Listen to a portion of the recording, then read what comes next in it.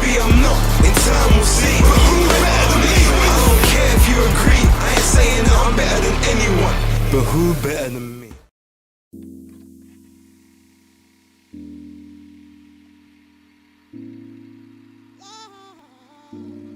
Ladies and gentlemen, welcome back to the channel. Welcome back to yet another watch along with your boy, BaseDaKID. As always, please like and subscribe, share with a friend, colleague, relative, an associate, enemy, any and all in between. It is appreciated. Now, I started this thing at 9 o'clock, hoping that we would be much closer to the main event. No, it looks like there is 3 fights left on this card, which I guess means that main event ain't really hitting the screen till about 11:15. Yeah, maybe I mistimed this one. But you know what? We're not really going to focus too much on the next 2 fights. You've got Jack Rafferty against what's his name? Brian McMillan, something like that. And then you've got the Nathan Heeney fight, second to last, and then I'm assuming it's Chisora and Wallin after that. So yeah, it is what it is. I guess we're just going to chop it up for a couple of hours, go intermittently between the action and just kind of see what happens. Cameras, I think the camera's looking kind of cold, so just if you are watching in the chat, just let me know what sound quality is saying. Also just let me know what the picture is like, just to make sure everything is clean and clear. I want to appreciate anyone who is already in the building. I decided to do this one last minute today, so let's see who we've got in the building so far. Of course, Philip is number 1 as always. It wouldn't be right if anything else took place. A shout out to you, Philip. Thank you very much for being in the building. Starfox WR45E, shout out to you. Almost time, big up base, one of the few going live for this one. Initially I wasn't going to, but I wasn't doing anything else tonight, so might as well watch it with everyone, chop it up with you guys. Shout out to G-Man Boxing in the building. I'm surprised that you're not doing a little live watch along for this one. Salute, hope you are good. I'm here, but I don't want to be settings. Yeah, no, it's not that deep. It's just the card itself, admittedly I only know, obviously I know Heeney, but I don't know his opponent. But I do know Rafferty and McMillan. I just can't remember McMillan's first name. So yeah, but I wasn't really planning on watching any of the fights. It was only when it was Zach Barker and Hutchinson that I had any interest. But after seeing what I saw in that Zach Barker fight, I'm kind of glad I wasn't live for that, because yeah, he really is trash. Man like Johnny Gaffer in the building, shout out to you. Good quality, okay, I like that. Murad Arawak, shout out to you. Thank you very much for being here. Look like either a new watcher, or maybe it's the first time commenting, so big ups. G-Man, can't give a super chat, account is in Euro, we'll give one once on. Being here is fine, man, appreciate it. Thank you very much for obviously just being in attendance. And if you want later on, if you're here and you're not doing anything, I'll send a link. Feel free to jump on camera, off camera, even if it's just to have a little chat for a couple minutes before you do something. More than welcome. But appreciate it. Hope that London's been treating you well. I've been watching Ade and G-Man talk boxing so far. Very interesting stuff. So I'm expecting that to go from strength to strength. It just brings me back to Ade and Friends back in 2020, when it was you, me, him, and the other guy whose name I do not remember off the top of my head, so apologies to him. But we've all come a long way. Maybe you probably have come further than anyone else. Reese McMillan, that's it, not Dan. Okay, give one once you're home. Sound and audio is better than KG's 480p internet streams. Is KG currently still online doing the hate along, or is that match finished now? because you know he'd be doing them petty things. You would have thought he would have left that behind in 2024, but yeah, you know what they say, man. Hurt people hurt people. United are hurting him, so he's just hurting everybody else.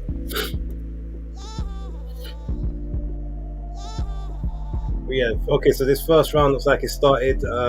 Rafferty and McMillan, Reese McMillan, Jack Rafferty. Rafferty is what he's like 24-0 with, I think it's 15 KOs. Recently signed now to Queensberry, so I'm sure he wants to put on a good performance. So far, it seems a very, nice little third from top bout so far. Can't really complain. Rafferty looks like he's trying to push the pace and keep backing McMillan up, but McMillan's not allowing him to have it all his own way. The question is, can he sustain the pressure, and can McMillan take this pressure for 12 rounds? I know McMillan's not the biggest of punchers, and that does seem to be a staple of a lot of Frank's fights. You might get someone that's pretty good technically, or decent, good fundamentals, but the power is normally just not. It's just not there. So, his prospects or his people get to work on stuff without the real jeopardy of getting knocked out. Base, I have to just say, Jey Uso winning the Royal Rumble wasn't what I had envisioned. Yeah, no, I'm not gonna lie. I thought that John Cena was gonna win it, but I'm much happier that Jey Uso won the Royal Rumble.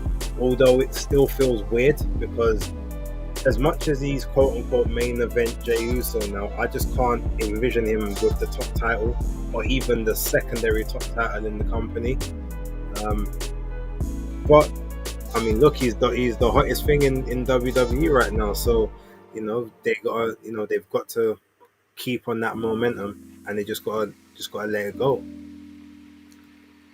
I do hope though he fights Cody at WrestleMania and not Gunther, because number one, I like Gunther. He's one of my favorite wrestlers. I don't want him to have to do the job again at another WrestleMania. Back-to-back WrestleManias that's not nice. And he would have to do the job for him. But it would make more of a story to do it against Cody, and then maybe make Gunther fight, I don't know, John Cena. Beat John Cena, then make John Cena have to try and chase for that title for the year. I think that would be a good storyline. Yeah, he was still live a few minutes ago with one Chelsea fan with a lisp on the screen looking. Oh, I know that fan. I know. He's always on DR Sports as well. The white guy. I know exactly who you're referring to. There's him, or was it the African guy? Because there's two of them that got lisp. There's the African, like a black African guy, and there's a white guy with a lisp. But they both always go on DR Sports and on KG streams. Yeah, that reckless delegation, boy. Them guys is crazy. But yeah, shout out to everyone who is locked in at the moment. This where we're going, looks like second round's about to start now. I mean, as far as it goes, it's not a bad little contest, but you can clearly see who's got the momentum in the fight. Rafferty is gonna look to just apply that pressure, and McMillan looks like he's basically having to fight him off, fight in spurts, and try to pick his moments. But yeah, not bad.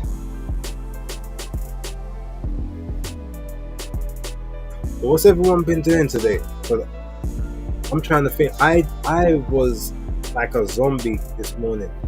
Look, there's some not energy stuff, but there's like these supplements that I was taking, and I've really noticed that it's almost like my body it needs them now. Because that when I don't necessarily want to compare it to like fiends with crack and cocaine and whatnot.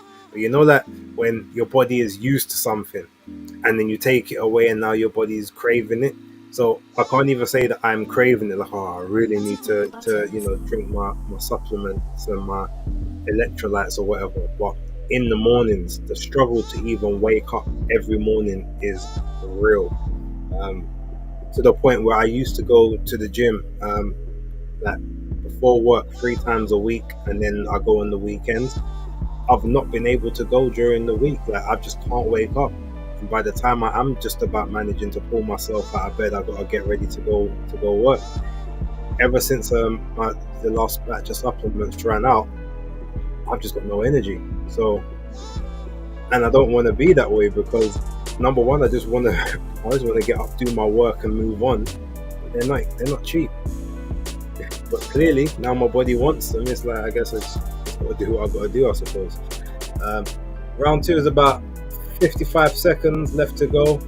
McMillan threw a nice little left hook there, but it got counted pretty much straight away. Rafferty still just pushing him back, making him circle the ropes, but McMillan is catching him in between the shots. He's got pretty good movement here. Rafferty seems a lot more crude out of the two. McMillan seems to be a bit more put together, but he just doesn't have the firepower to be able to keep Rafferty honest, which is what it looks like at this point in time. Rafferty getting to the body a little bit now. I'm on 20 seconds now, so if anyone needs to sync up, you'll kind of know where I'm at. But obviously I'll give you the proper sync in the main event.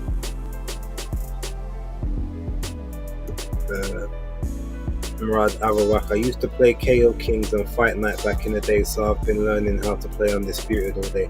Yeah, do you know what? The mad thing is, I bought Undisputed when it came out.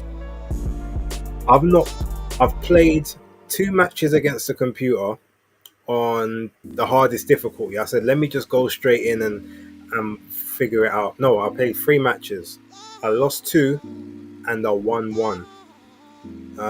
But since then, I haven't played it. I just haven't had the time. I've been, doing the streams. I've been creating content. Obviously, I've been sleeping. Outside of that, I just literally started playing WWE 2K24 again. Just the GM mode. Funny enough, when it comes to the wrestling games, all I do these days is just buy them and then play the GM mode. I don't even play the rest of the conquests or the rest of the stuff. I just like the whole management things. I used to love like Football Manager and all of those games. Like, it was always, that was always my thing, just to be the manager and etc. etc. So yeah, I like playing those, but I've got a lot of games that I need to actually finish. I've got some I need to start. There's games that I'm planning on buying, but I know my current schedule, I'm just going to take forever to play them, which is one of the reasons the only games I used to ever play and really like to play were fighting games, because you could pick it up, play a couple, and then put it back down. You don't have to worry about it. Now, obviously, you've got the long form games where you've got to commit your time to them. And yeah, I'm a creature of habit. So once I just get into a game that I like, I just kind of stick with it. Even though I like the other games, I just go back to that one. So the worst thing about them GM modes is you could literally pick it up and say, I'm just gonna play it for a quick 15-20 minutes, and then all 2 hours later you're still playing and don't even realize 2 hours has gone by. So dangerous. Shout out to Golden Mike 30 in the building. Big ups to you. Thank you very much for being in attendance. KO Kings is better. Okay. I can't even remember playing KO Kings. Obviously, Fight Night, I was big on. Fight Night Champion was obviously, that was pinnacle. But I used to love Fight Night 3 and Round 4. In Round 4, it had this. I think it was Round 4. It had this certain instrumental, which I thought was like, it's an instrumental that I've been looking for since. I think it came from And One. But the problem is, there was a Uncle Murder done a freestyle over it like 15, 20 years ago. And I can't remember the name of the freestyle. And I've got it on a CD somewhere. But I think it's in my old CD changer from my old car. And obviously that thing don't work. So there's like 10 CDs of mine are just in there. There was loads of Papoose CDs. There was Uncle Murder. There was 50 Cent. And they're just like basically lost. But they're in the machine. I know exactly where they are. I just can't get them up. So I know that had nothing to do with KO Kings. But hey, that's the tangent. That's where we're going today. Oh, nice shot there by Rafferty on the counter.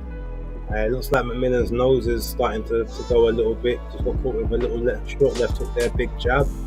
So Rafi's trying to end this one early, but everything is one shot at a time. Another nice 1-2 there. Misses the hook. 25 seconds to go around number 3.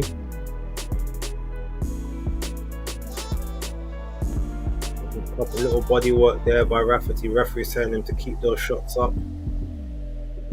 But McMillan, he's... Can't really say he's in the fight, but he's not out of it yet. He's making Rafferty have to work. And looks like that's the end of the 3rd round there. Yeah, Fight Night is better as well. Yeah. Fight Night, what was it? Andre Bishop, Fight Night champion. There was Andre and what was the brother's name? I can't even remember what the brother's name was. Hold on, let me... Fight Night champion.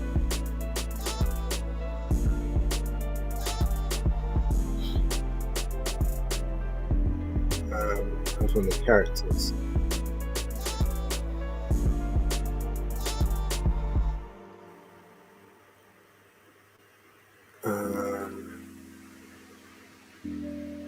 And that was the first one. No, the Fight Night 4 was the first one with that Spectrum, with the Spectrum control system. I never used to like it. I always preferred just using X, square, circle, and triangle.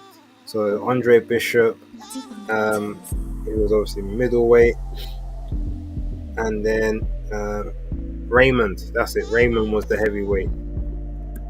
Yeah, that was a good game. And then you had wasn't it Isaac Frost? Do you know what's funny? Right. So because obviously in the Fight Night game, when you have Isaac Frost and you're playing the storyline, and in that last one, you've got the last couple rounds.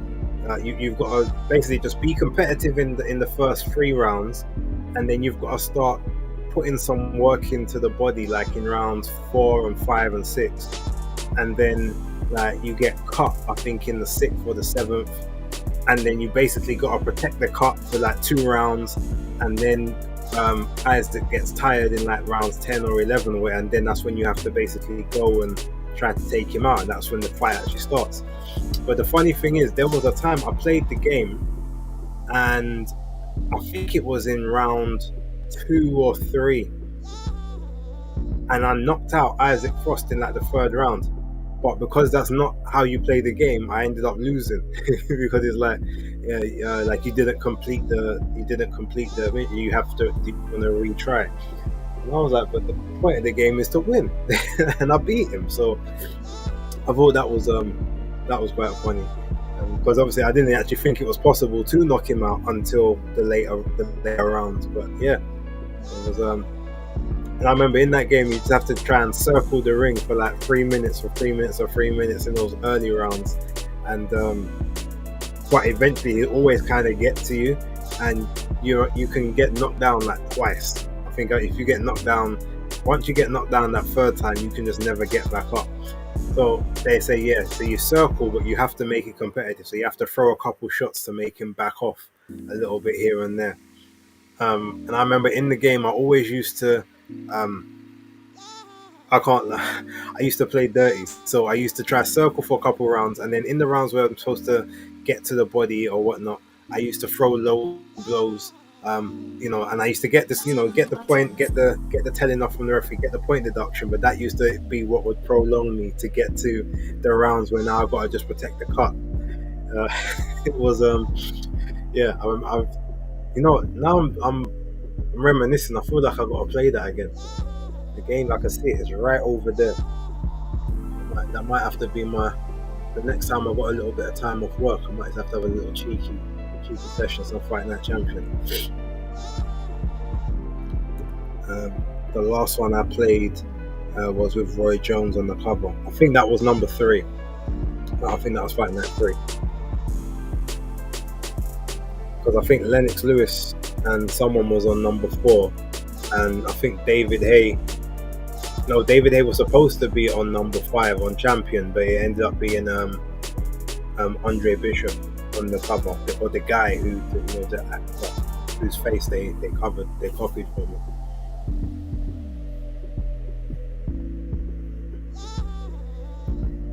Derek Chisora in the changing room. He hasn't got that half a head of hair thing anymore. We saw him walk into the arena a little bit earlier on, tears streaming down his eyes. Yes. I've never really been a Chisora fan, but you know what? I respect it, because I respect anyone that's managed to, have a career like his with the amount of losses and everything that he's had, and still be like headlining or top of the card. It's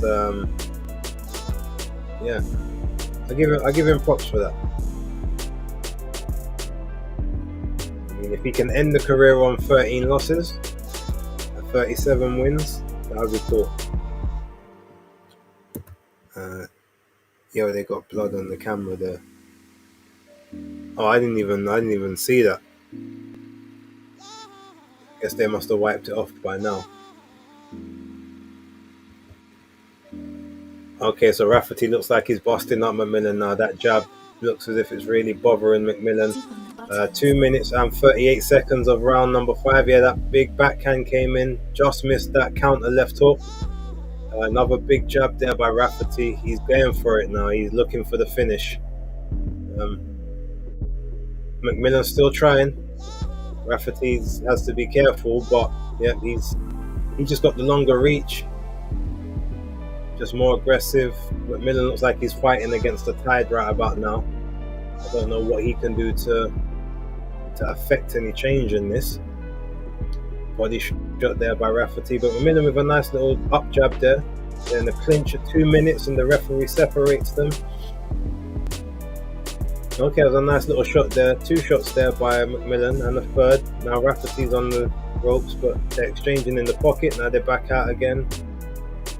Okay, McMillan's throwing a couple of decent shots, but he gets caught with a stiff jab there.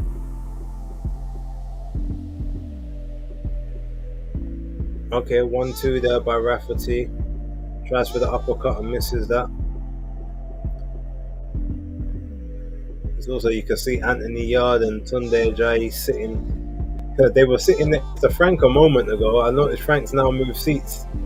So now you got Joe Joyce sitting next to them and Frank sitting on the other side.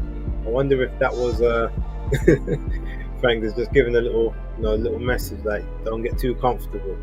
I see Joe Cordina's on the front row as well, Dillian White, Spencer Brown.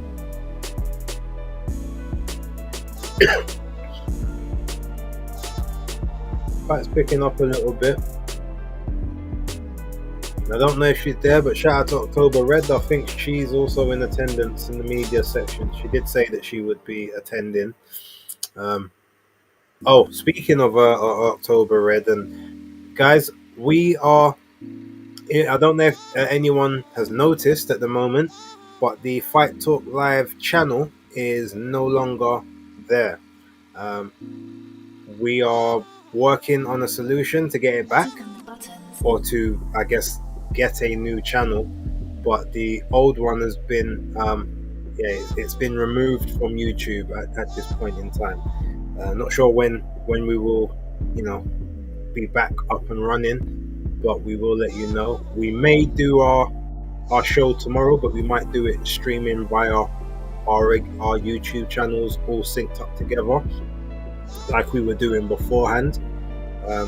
Hopefully we'll have a channel back by the 23rd of February, so just after Better Be Than Bibble Part 2.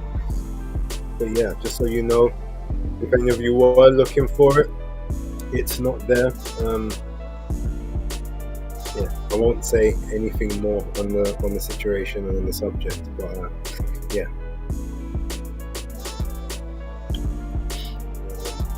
What if this is really his last fight? He could get stopped tonight. Well, he said he's going for number 50 regardless. So, I mean, if he gets stopped, I reckon he'll just take 6-7 months out and then try and fight one last time at the end of the year, just before his 42nd birthday.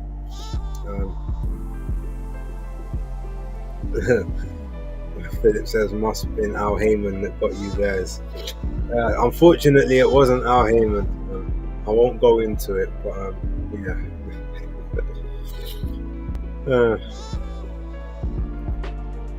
maybe Frank. Nope. It wasn't. Thing is, it's nothing to do with Frank. Frank actually likes October. He's got a lot of time for her.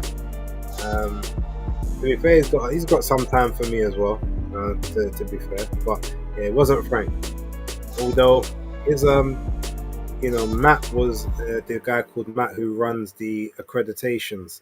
Shout out to Matt. He's actually been away for a while, and this new guy called Paddy was doing all the accreditations. Yeah, Paddy didn't respect the gangster at all. Like he barely gave us anything. Well, barely gave me anything. I can't really talk about the rest of the team. But Matt is back now, so hopefully, when I do have the opportunities to do so, I'll be back at the events. Interviews for you guys, fight nights, and all that sort of stuff. And other than that, I mean, look, anything else, we'll just we'll be doing this. We'll be doing the little Watchalongs, where we can all sort of watch, enjoy it together. I'll start to post links in the chat soon enough for people to come on and give their takes and all of that. Shout out to Skyline, the editor. Yo, thank you for covering this fight. No worries, man. Like I said, I won't do anything else next week. I won't be able to do anything for next week though. I'm going out to a comedy show on the Saturday, and I think by the time I get home, I think I would have just missed the end of the Catterall and Barboza fight. So yeah, there won't be any streams or anything like that for next week. Watchalong trying to cover up his Jamaican heritage. Funny. No, I mean, we didn't even bring that up on our channel. So yeah, I brought that up on Undefeated. So if anything, he'd be trying to get their channel taken down, not ours. Round 6. Oh, okay, nice little counter right there by Rafi. 37 seconds left to go. That looked like a low blow there by Rafi to McMillan, but McMillan's now just really fighting against the tide. Big jab there into the face. He's still trying to fight back. He's popping, he's trying to move around, but he's just getting sort of pushed and backed up onto the ropes at this point. Not sure how much longer this fight can last. That nose is really bad at the moment of McMillan, and he just doesn't have any power to keep Jack Rafferty off of him. Big body shot there by Rafferty, but he looks like he'll get through this round. And the referee jumps in. I don't know. They might pull him out in the corner because he's got no chance of winning this, and he's just taking punishment. So I wouldn't be surprised if they pull him out at the end of the 6th.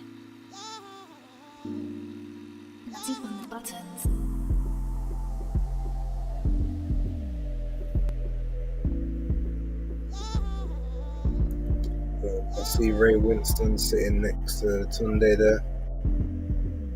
I wasn't even looking that deep into I only really concentrated on the first row.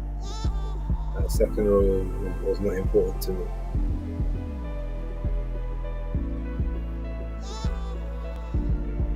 Okay, now it looks like they're letting Reese McMillan back out for round 7.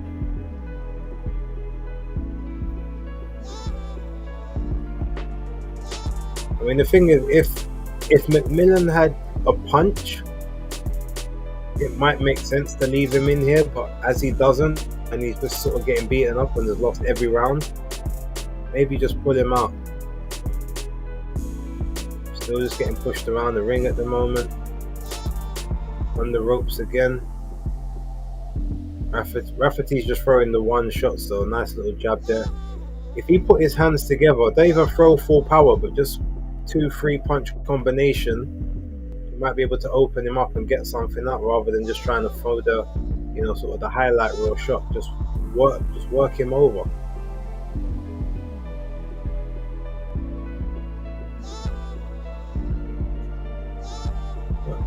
McMillan's doing okay to keep himself fairly protected, but he just can't get any momentum or footway in this fight. Another jab.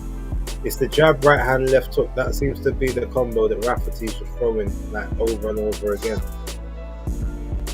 So McMillan should have noticed that pattern by now and tried to counter it. McMillan just tries to let his hands go there, and just opens up and gets himself caught. Big body shot there.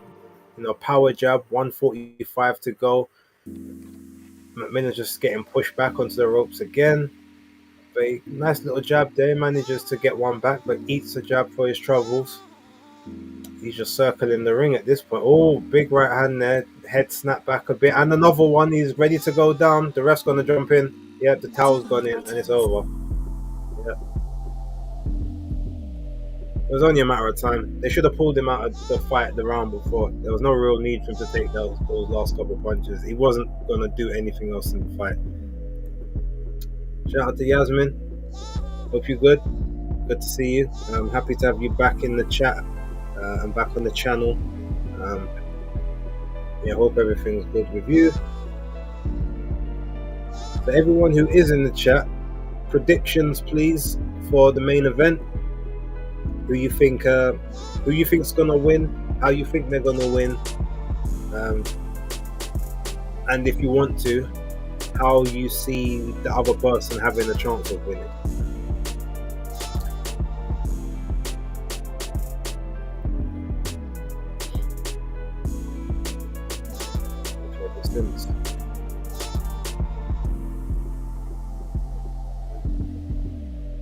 Change up there. Once you just come out of this.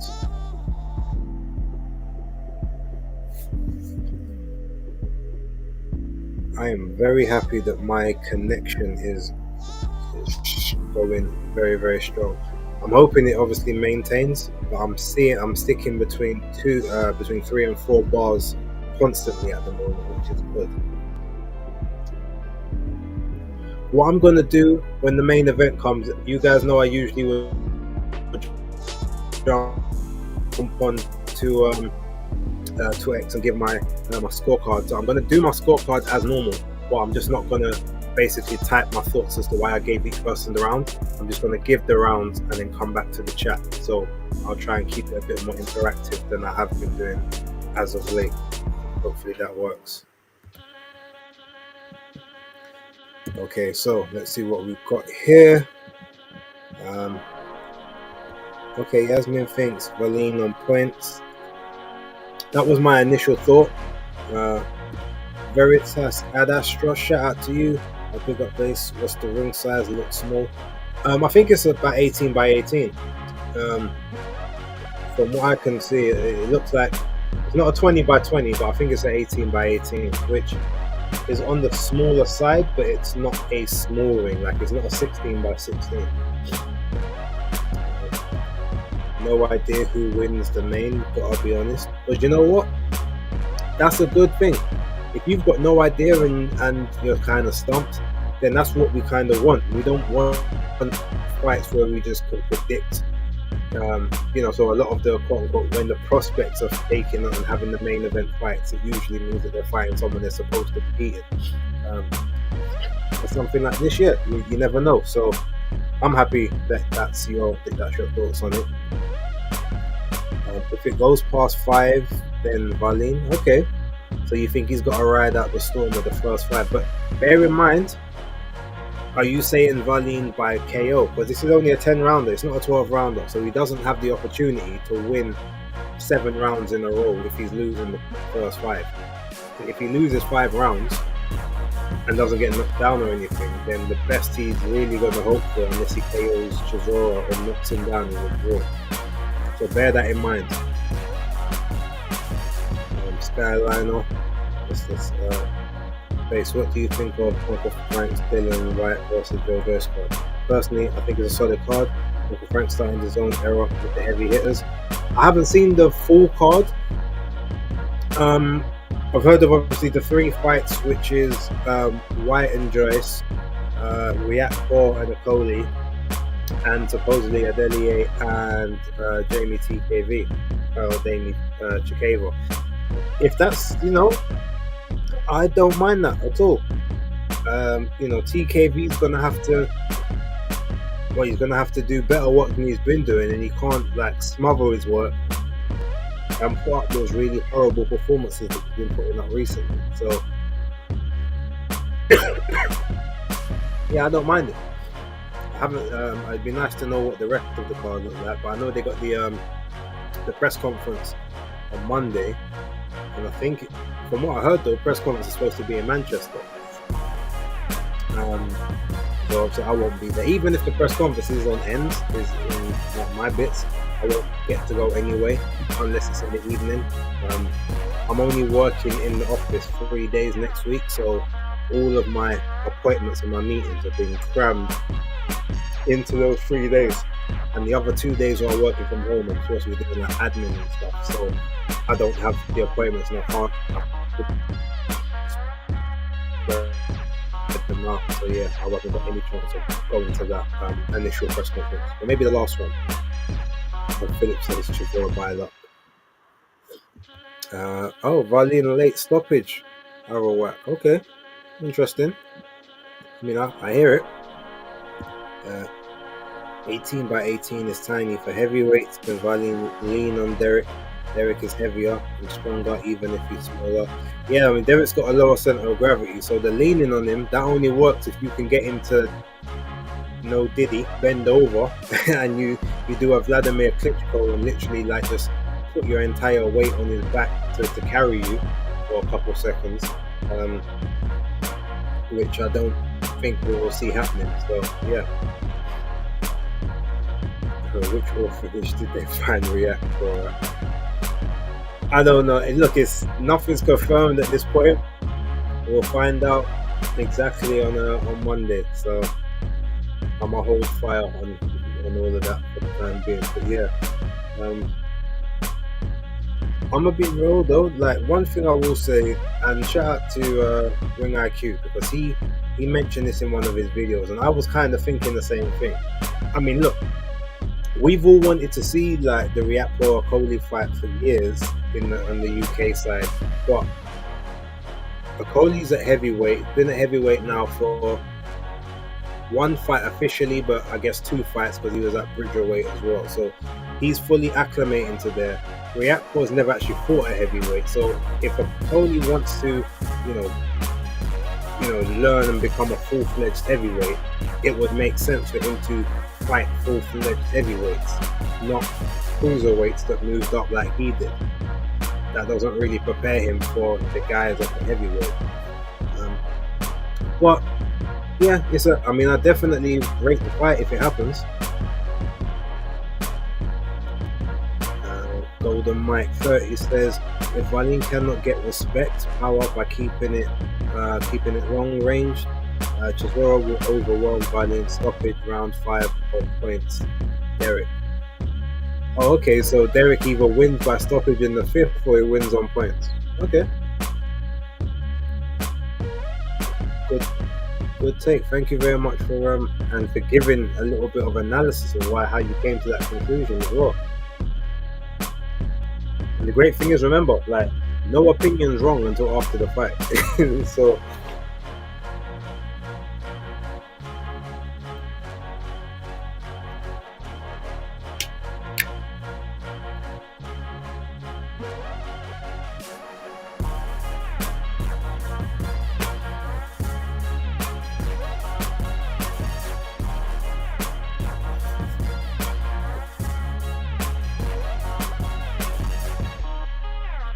thing is, I was about to say I hope that this Heeney fight doesn't last too long, but I don't think it will matter if it does or it doesn't, because I think Derek's walk time is 10:45, and I don't think he's coming out any earlier than that for nobody. So yeah, it looks like we are definitely at least another hour and a half with the stream.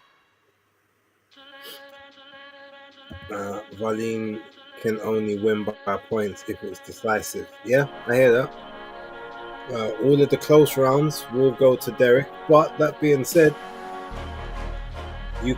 there is a way for Wallin to make the competitive rounds clear in his favor, or the close rounds clear in his favor. But it's all about he's got to show Derek is missing wildly with his shots. So if he can use his feet to back out with his arms up, maybe showing proper motions that he's actually evaded the punches and then come back with something, even if it's not a hard shot. That's the way that he can, get the judges on his side.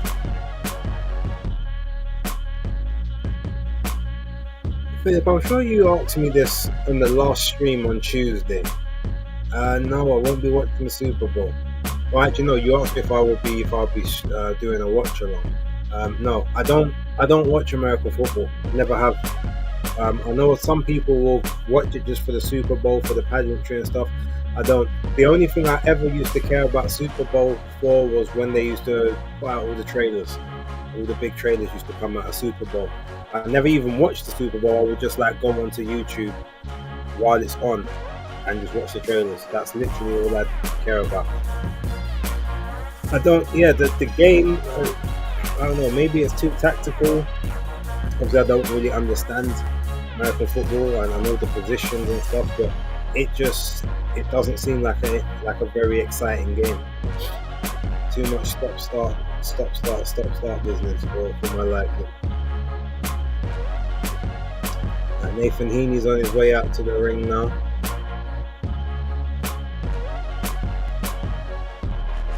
Is he coming? I can't hear it. Someone tell me. Is he coming out to Delilah? I think that's his normal entrance music. So.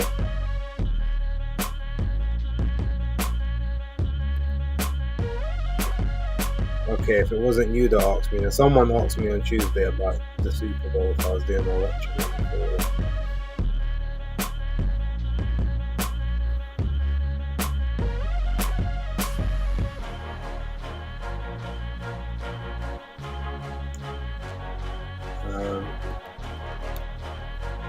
Derek looks sloppy against Joe Joyce. Wallin is sharper than that, but Derek looks like he got into Wallin's head in the face-to-face talk.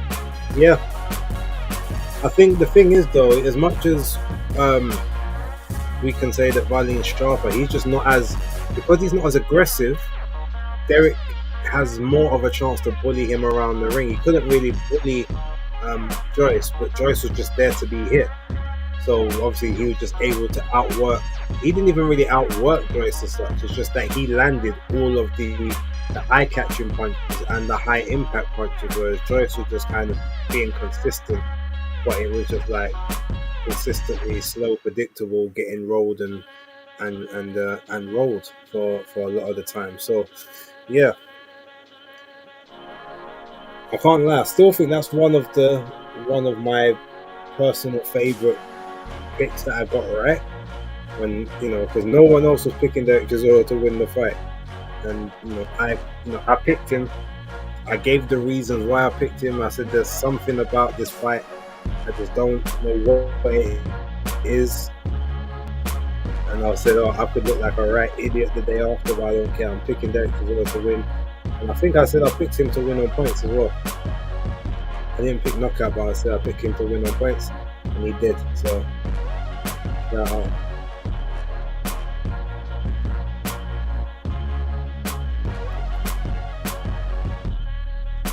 Okay, looks like this fight's about to start.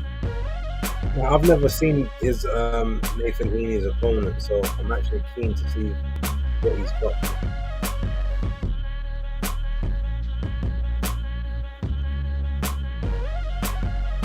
I got Thomas Schreiber.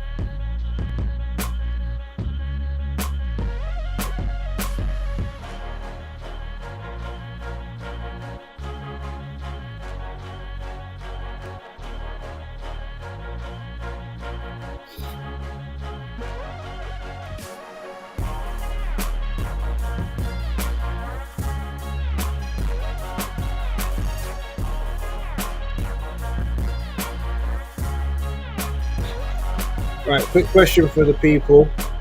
What is when you're watching like boxing or football or whatever it is that you watch, do you normally watch with snacks? And if so, what's your snacks of choice? Like what do you like to eat while you're watching like your sports or your entertainment? Shout out to Raymond Hills in the building. Good to see you there. Thank you very much for tuning in. Everyone, I haven't even seen it, but make sure that you hitting that like button, please, when you jump in. You know, get comfy. You know, appreciate it. Hit that like. If you're not subscribed, hit that subscribe button for me. If you're watching on Twittex, aka Twitter, aka X, please come over to the YouTube channel. It is in the description box for the show, for the stream. Yeah, go in there. Make sure that you subscribe to the channel. It will be greatly appreciated. I'm hoping to hit that 2K by the end of this month. And then I feel like from once I get to that 2, then get into 3 and get into 4 will be much easier. But I need to get over that 2K hurdle. Okay, Arawak's telling me there's only 3 likes so far. This can't be. This sounds like nasty work by the people watching, because there's a lot more than 3 people in the stream right about now. So, let me. Oh wow! How is Nathan Heeney only getting gloved up in the ring? What's going on here? Or did they have to take it off for an issue? Well, that's not going to go down very well. Let me check this out.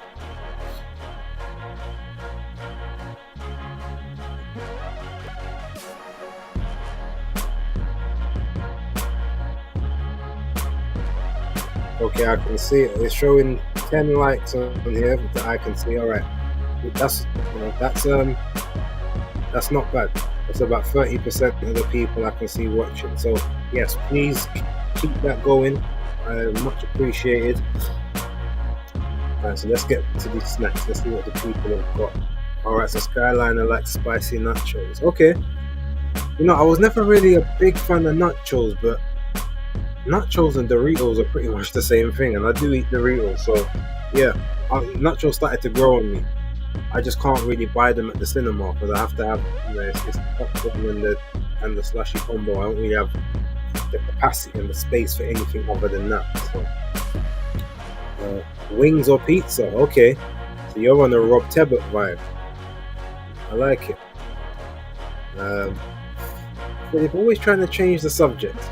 Answer the question that I asked you. Have you seen the pay-per-view buys for Morel and in my Aussie accent, which is a reference to Mirage, who is a big David Benavidez?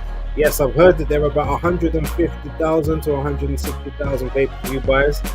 I mean, they're not terrible. I think it made a profit based on what everyone was charged, what everyone was paid. Sorry, but you can't really call yourself a pay-per-view star or a pay-per-view fighter. That's what you're bringing in, unless you have a very, very, very, very low guarantee. But it could have been worse, I suppose. So yeah. Right, we're about 2 minutes and 30 seconds into this first round. So it's Carty. I can't remember the guy's first name, but Heeney in the black, Carty is in the white, blue, and gold. It looks like Heeney on the front foot, trying to push Carty back, but gets caught with a nice jab there. Tries for the 1-2-3 combo. Misses that. Carty tried for that overhand right. 2 minutes. Heeney with the one. Oh, nice shot there by Heeney. Straight right hand. A decent shot there. Let's see if he can build on that. Carty with the high guard, trying to feint on the inside. Heeney with a jab to the body. Tries for another one. Oh, okay. Nice little counter shot there by Heeney. Tries for the left hook, misses that.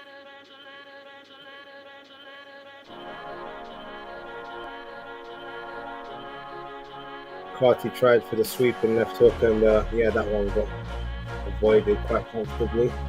A minute 10 to go. Heeney looks to be. He tried for the uppercut, missed that. He all got caught on the inside with 2 big shots. Is his nose now got a graze on the top of it?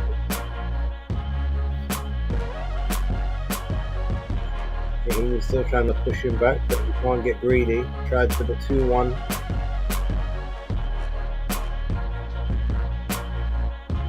Tried for the 2-1 again. Gets caught with a counter right hand. Oh, nice big right hand on the counter there. Carty tries to come in, misses those 2 shots. Heeney with a big shot to the body. 25 seconds to go.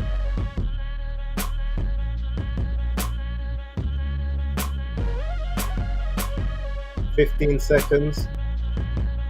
Heeney's finding a home for that backhand. 10 seconds. Carty on the ropes. Heeney's trying to.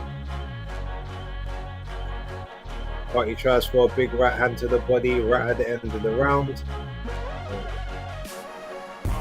It looked like it was a bit more than 10 seconds, but yeah. Let's see where we are. Really trying to avoid snacks in 2025. I'll go with wings too. Okay, I hear that. Admittedly, look, I'm gonna be going away come hell or high water in April. I was supposed to go away for my birthday in January. For those of you who know why it didn't happen, you know how vexed I was about it. But yeah, I've got it planned for April, and I will be going away, so I need to. Did I just see Jack Rafferty full on lips and man in the changing room? Is that boyfriend? No, what was that? Okay, what's going on here? What am I watching? Get back to the action. Alright, so Nathan Heeney. Alright, so we're in 2 minutes and 50 seconds.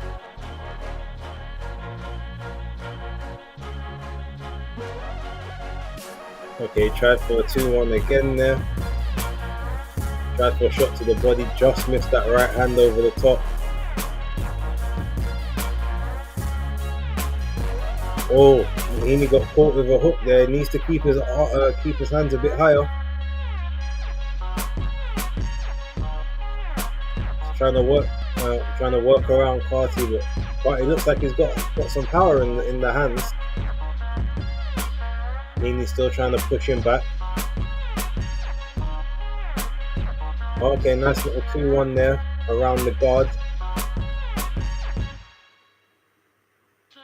Oh, big shot there by Carty, but Heeney takes it and he comes back with his own right hand. 1 minute 55 seconds to go in round 2. Heeney's really got to keep those hands higher because he's getting caught over the top quite often. They're now in the clinch and the referee's telling them to break.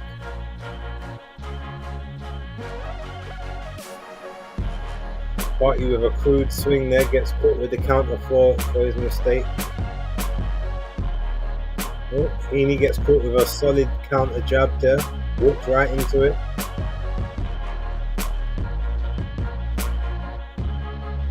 Shot over the top there by Carty. Heeney with a good one to the body, but gets caught with a left hook and a right hand on the inside. He trades back with his own. Heeney's face starting to mark up already. Up jab there by Heeney with 1 minute to go of round number 2. Another jab by Heeney. Jab by Carty. Oh, big 1-2 there by Nathan Heeney.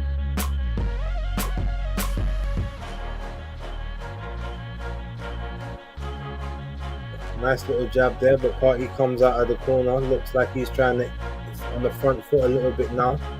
Heeney's backing off.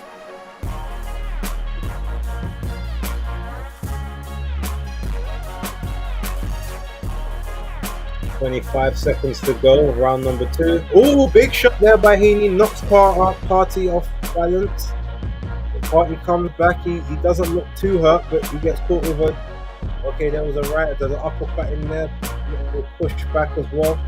Now in the clinch, Party's trying to walk away in the clinch. They break the clinch. Nathan Heeney with the best shot of the round there. Referee breaks them for the end of the round.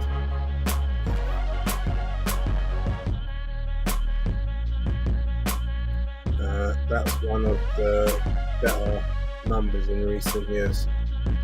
Okay, yep, I hear that. Pizza. What's this for the pizza? Sometimes I put Walker's crisps on it. Okay, and 2 pies. And hey, I was going to ask about the pay-per-view numbers before you even asked about what's next. I was just typing my question.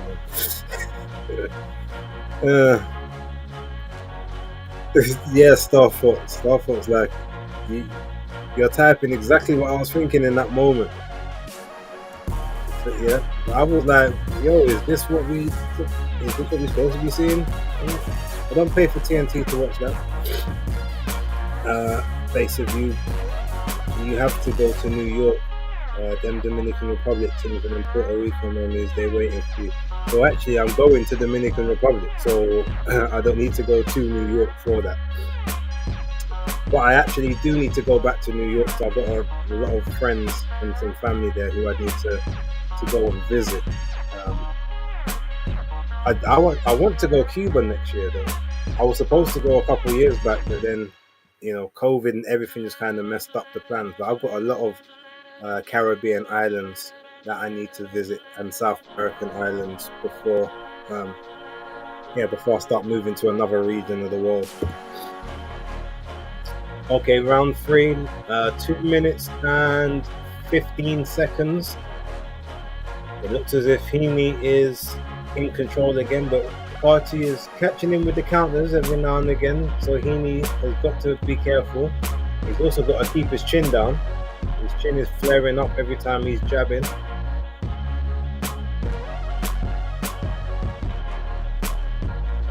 Okay, they're both in the clinch again.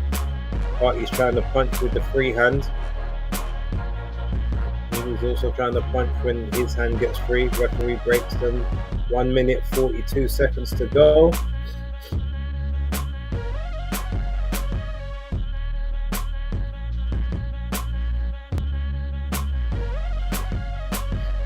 Okay, Carty's trying to assert a little bit of dominance now. He's trying to push Heeney back.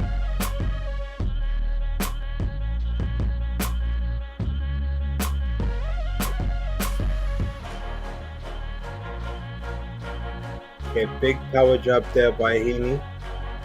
Oh, he gets caught with a short left hook on the inside. But he ate it quite well. Another shot to the gut there for Party by Heeney. Doesn't look like he's really enjoying that body work.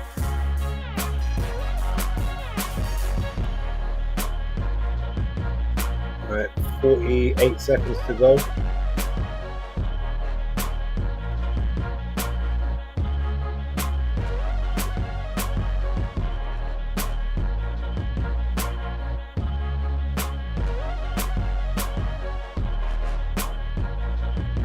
Okay, 30 seconds. Nice jab there by Heeney. Party tried to pull back counter, didn't quite connect. 20 seconds. Heeney with a shot to the side of the head. They both exchange jabs. Oh, 1-2 there by Heeney. 10 seconds to go. Heeney's getting the better of most of these exchanges, but he's still got to be careful. Looks like that's the end of the 3rd round. Another good round there. Are you West Indian? Yes, I am. Fully Jamaican. All my grandparents are from Jamaica. Both parents were born here. But my mum's dad, so my great grandfather on my mum's side, was actually Jewish. So I have some Jewish blood running through these West Indian Caribbean veins. Maestro recommended keeper to base along with our whole schedule itinerary to yeah, the itemized schedule. We can't be doing that. We just got a kind of free flow. In round 4 coming up now, it looks like. Watchalong.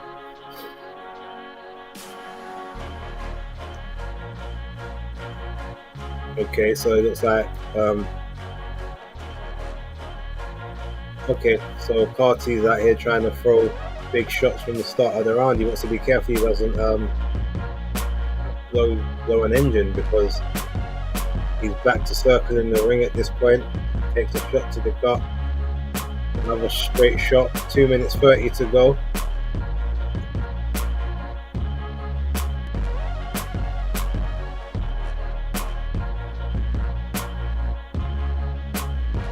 Nathan Heeney with the counter left hook there.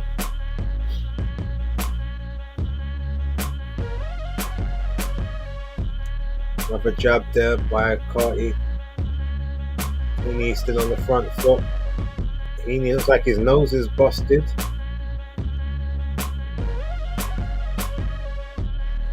So they both exchange jabs. Heeney eats a right hand there. Backs off a bit and he eats another one. Carty looks like he's found a little bit of success. High guard by Carty walking forward. Heeney throwing shots, most of them missing. Every time they exchange the jabs, it looks like Carty gets the best of it, yet Heeney's nose is flowing into that tash. It went from brown to red real quick. And another shot to the nose there. Carty looks like he's enjoying this one now. Still backing up a little bit, but big shot there by Carty, big left hook. Heeney's legs did a little bit of a little stumble, but a big body shot there by Carty, and now they're back in the clinch with 1 minute 11 seconds to go. Heeney's trying to fight him back now, but Carty looks like he's got the measure. He knows he's got the power to hurt Heeney here, so he decides to. This could be the first round he's actually won if it goes to the end of it. Heeney missed that shot there. 45 seconds to go of round number 4. Oh, big right hand there by Carty. 40 seconds to go. He needs to get his arms up because he's not blocking these shots. His arms are way too low. Hands are down. Trying to throw shots from out of range, but he's getting caught with shots while he's doing that. Carty's on the front foot now, pushing Nathan Heeney back. First time in the fight where Heeney's had to give up ground consistently. We're coming up to 15 seconds of round number 4. 15 is right now. 10 seconds. Another jab there by Carty, just misses, and the second one misses, but he's pushing Nathan Heeney back at this point. This is definitely a Carty round. Yeah, looks like we're in a bit of problems here. Dodge 172, shout out to you, big up. Alright, my stream is sloppy, but this Heeney looks like he's from the 1920s. Yeah, that Tash is oh, shout out man like JD, big up JD Dial. Yeah, that I don't know what it is, why he likes that Tash. He must think it gives him like good luck or something, but yeah, he might need to shave that off in the next one.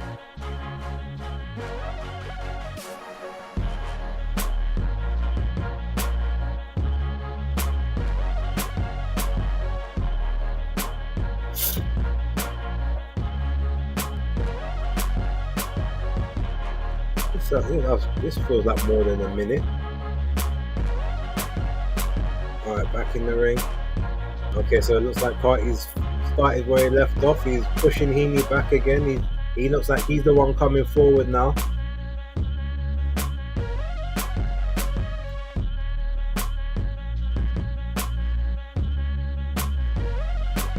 Heeney's shots look like they've lost a bit of sting at this point.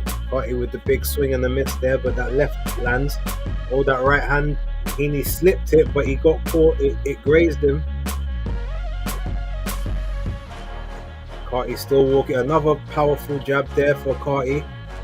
avoids the right hand, tries to come back with his own work. 2 minutes and 15 seconds left of this round. Okay, now they're just in the middle, holding each other, trying to trade with free hands. So Party gets his arm caught in the ropes.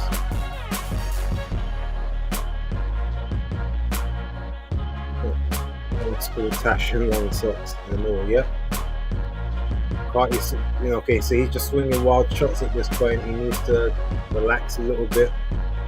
But he's on the front foot. Heeney looks like he's not enjoying this pressure. The legs don't look too stable at this point, so we'll have to keep an eye on that.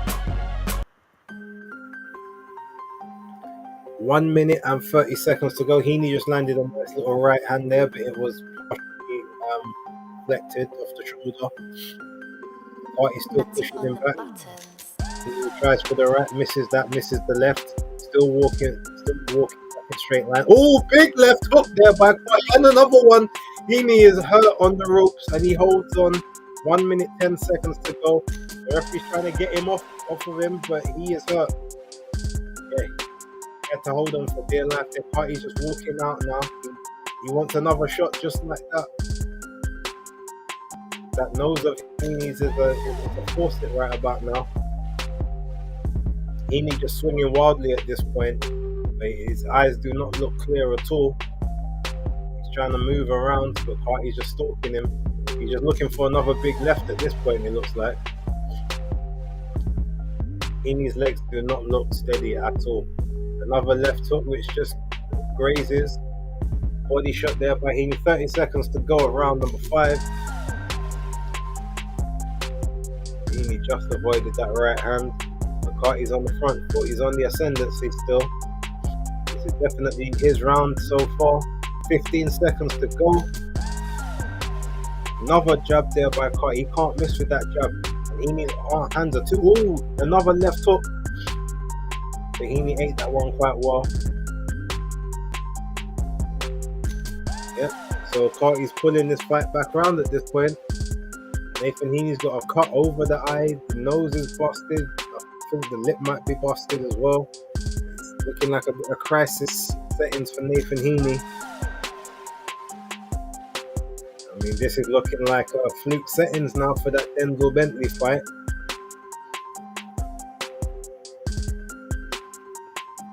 Oh, yeah. Two big left hands back to back there. Having Fury Chisora 3 up there is a disgrace. That fight is totally irrelevant. What round you got there? Right, so I'm coming into round number 6 now. Alright, so hopefully you are caught up. If you're behind that, please let me know, and I will give you the play-by-play. But round 6 has just started. So Heeney's trying to step on the front foot. He's trying to use his jab to keep Carty backing up. Carty throws out the left hook, partially gets caught on the gloves. Heeney's trying to use the jab to push Carty back. Another jab. Okay, nice little right hand there by Heeney. And a jab. Another jab. Okay, Carty lunged in there. Paid the price for it. Just missed the right hand there, did Carty. Heeney's backing up though. He's backing up with his chin in the air. Oh, there's a 1-2-3 combination there by Carty. One shot got through. We are at 2 minutes and 2 minutes exact. Stab to the body there by Heeney. And another jab to the face. He gets caught with a jab but comes back with a right hand. Carty's now on the front foot. Big body shot there. Straight right to the body. Heeney's trying to push him back a little bit, but Carty's on the front foot. Misses with a big wild left swing.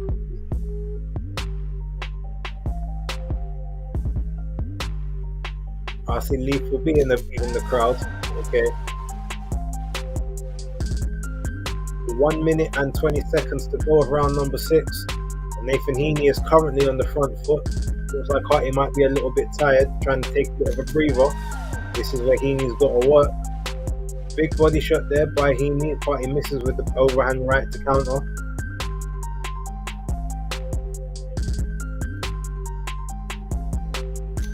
One minute to go.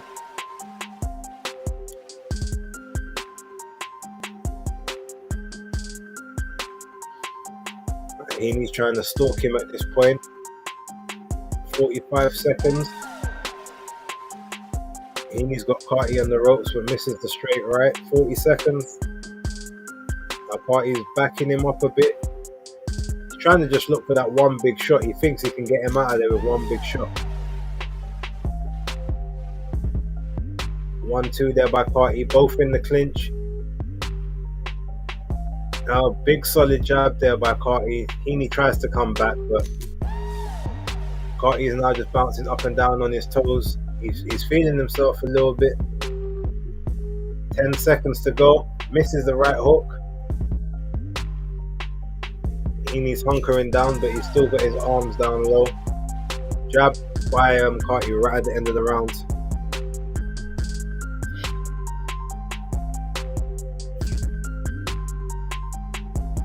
Round 7. I mean, I've got it 3 apiece. Actually, no, to be fair, I don't even know who I give that last round to. I'm not even really scoring it like that, but you probably could have edged it to Nathan Heeney. So maybe 4-2 now. But I'd say it's either 4-2 Heeney or it's 3-3. Yeah, this look. If Carty has got any stamina, any decent work rate left, this could be his fight to take over because Heeney's legs don't look great right about now. Let's see how much recovery he can get in between rounds.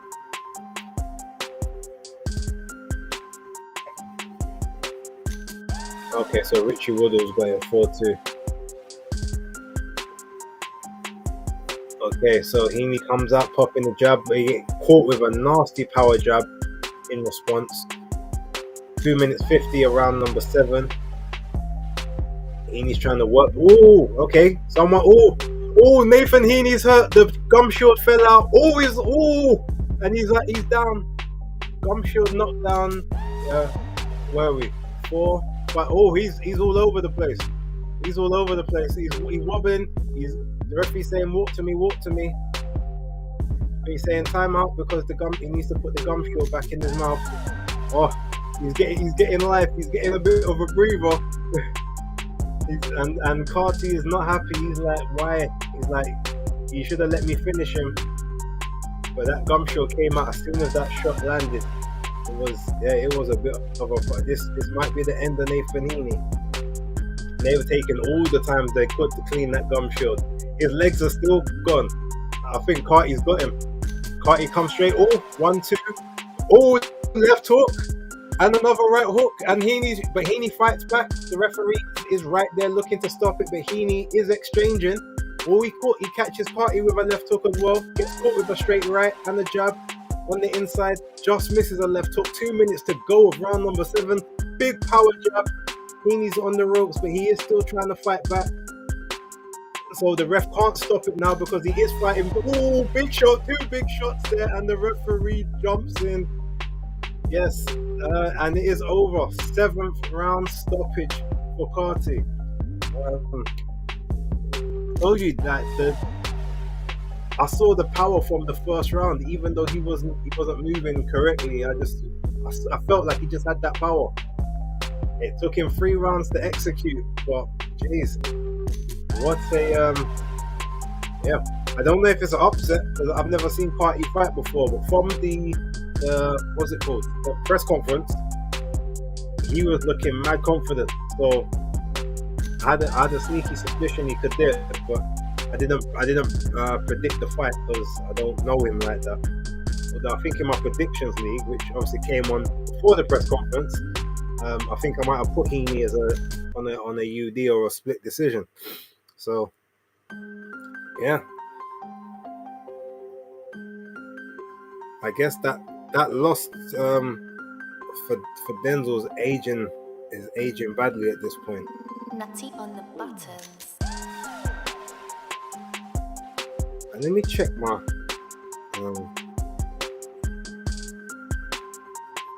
did I have winning the fight? Okay, I said Nathan Heeney, UD.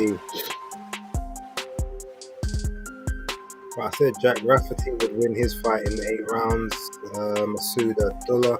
I don't even know if half of these went through, to be honest. So yeah.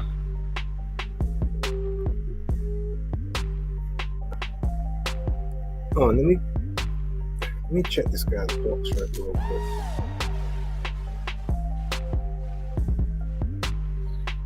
Yeah, that could be the end of Nathan Heeney right about now.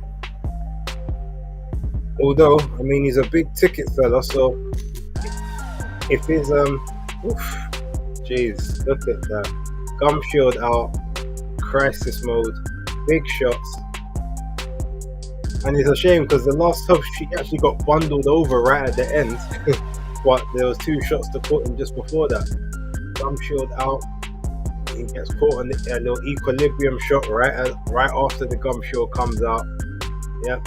Side of the ear. Just yeah.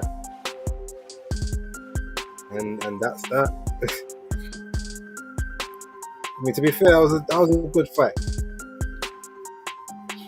It's just a shame that you know that if a knockout happens in a Heeney fight, it's usually the other guy that's knocking out Heeney, which is very unfortunate at this point. Yeah, they changed that box rate very quick. Sofian Carty, 17-5. Let me see who he's actually fought. He's only got 7 KOs himself. He's not even a big puncher like that.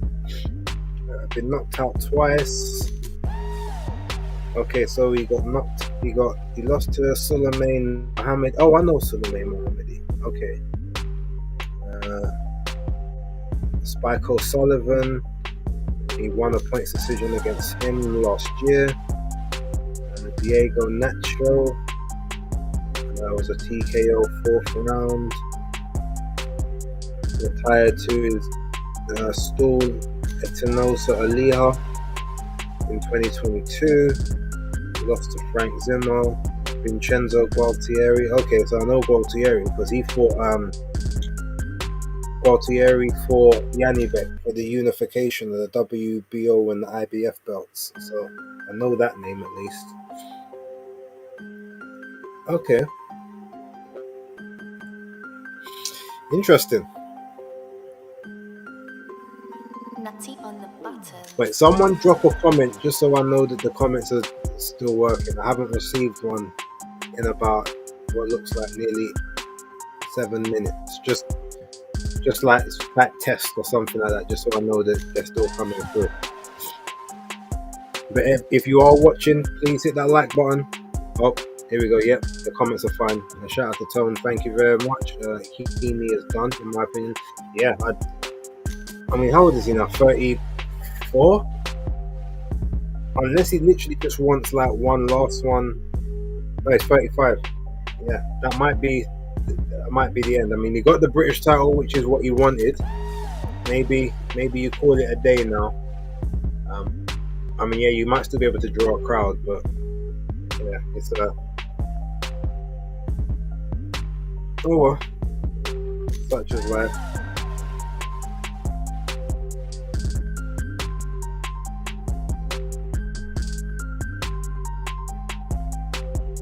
He kept that middleweight belt for 8 months, but never actually won or never defended the belt with a victory.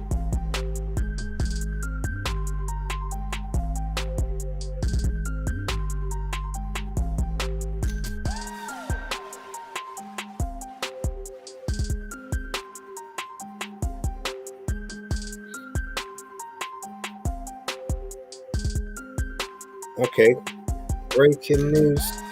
Well, I guess an hour ago, Canelo will face William Skull for the 3rd of May in Riyadh. So, trying to get back the IBF belt so that Terence Crawford can have the full undisputed. Title shot in September.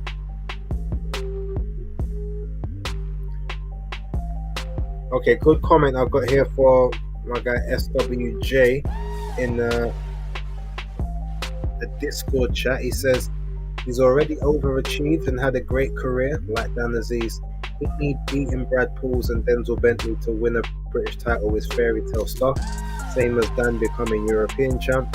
Both have always been a level or two lower than those accolades suggest, though. Heeney should have moved to 168 after the Pauls loss as well. Okay.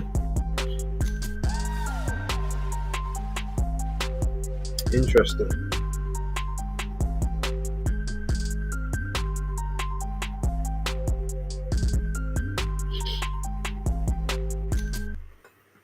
Okay.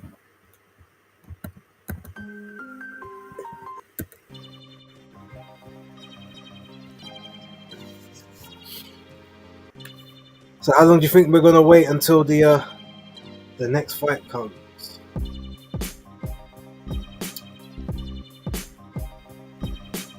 I feel like I need to open one of these tubs of popcorn. Well, I need to stay concentrating, so I can't even really do that.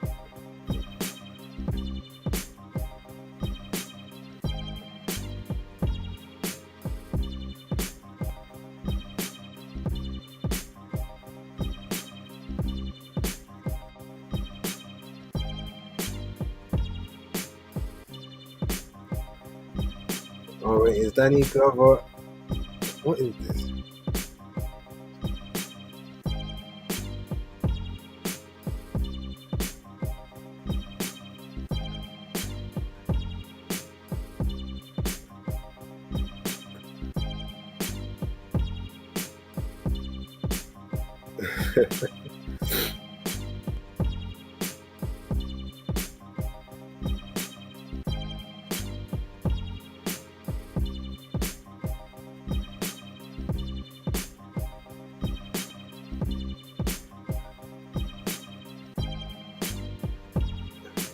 Split England 3 north to south. Which section of Manchester in Rafi to help you zoom into the middle?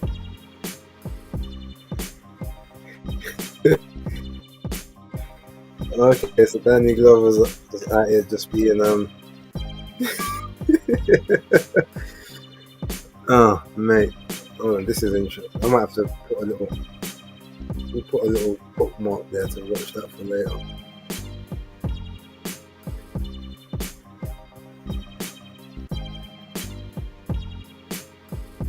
Interesting.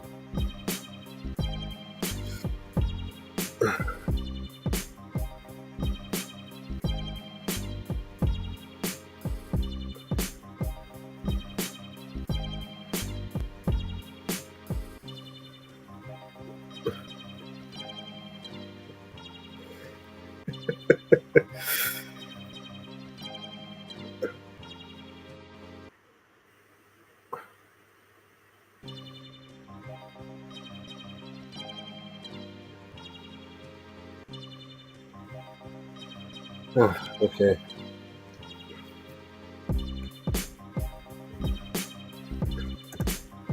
Apologies, got a little distracted there. What do you think of Crawford's links with Conte? Nothing, to be honest. Again, I'm not really a huge fan of Victor Conte or Memo Heredia or any of the others, but ultimately, that quote unquote the snack system and all of that, I mean, it's in league with VADA tested. As long as they're passing the tests, I ain't really got no problems with who you're associating with. You know, if you fail the test, then obviously questions have to be asked. But yeah.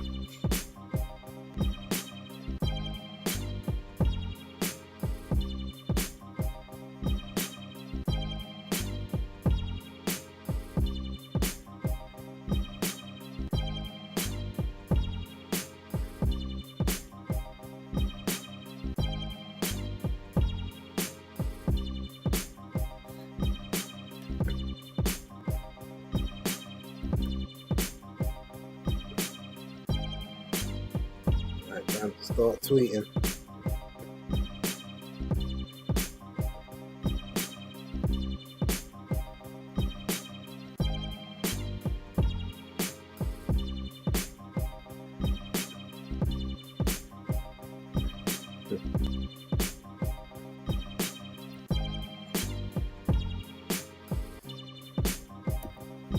I hear that snack is better than the roids.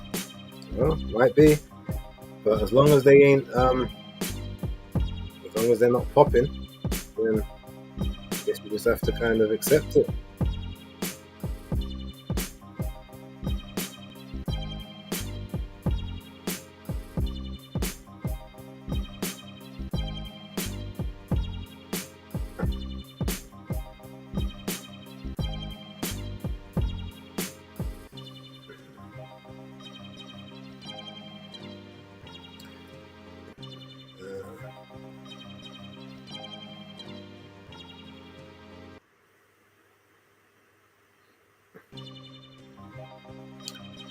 Make sure you tune into the Watchalong.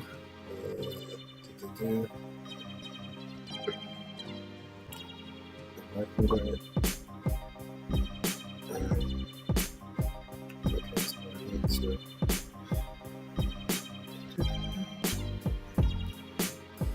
I need to copy the link.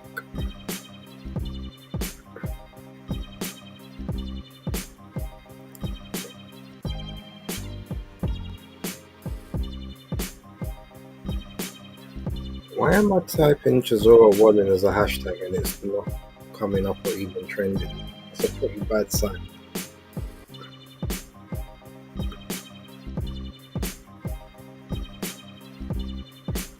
Okay, looks like we're getting the ring walk shortly, which is good. Making good time.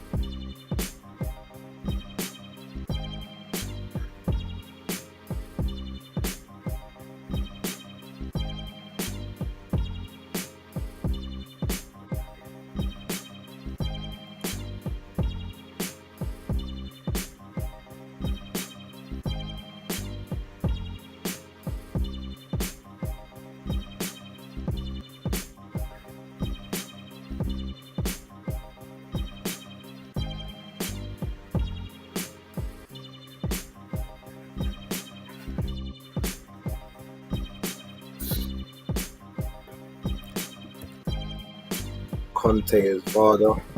Yeah.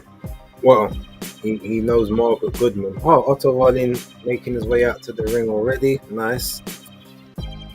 Yo to you, Oliver.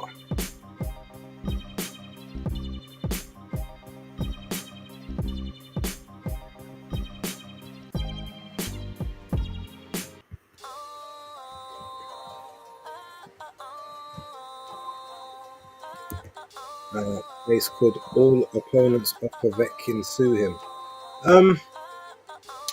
Possibly. They'd have a very hard time proving. It depends on what they're suing him for, though. Definitely, the Carlos Takam, there is grounds there that he could try to throw in a lawsuit or something.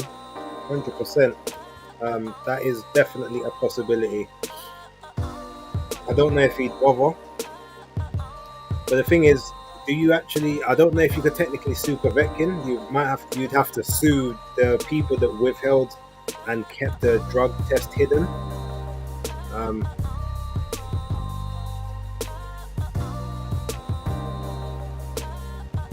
I think the liability would fall with them, and not necessarily Povetkin. But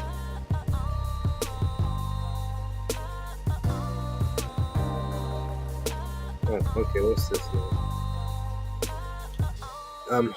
Would rather do podcast with a kangaroo with dementia or 3 mice with arthritis?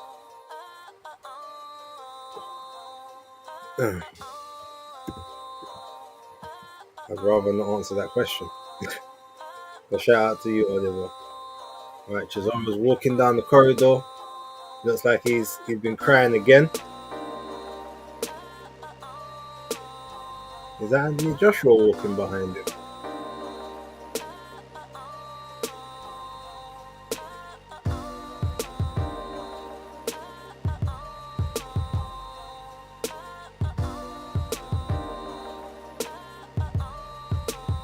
Yeah, it is Joshua. Oh no, it's not. It's Ruben Tavares.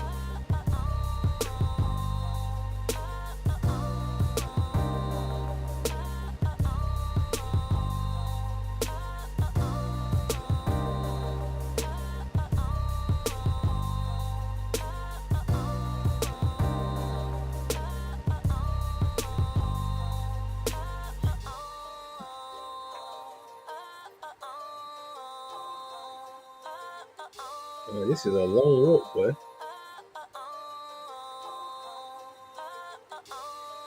I wonder if they did that intentionally. Put him on the other side of the arena. Might get tired before he even reaches the ring.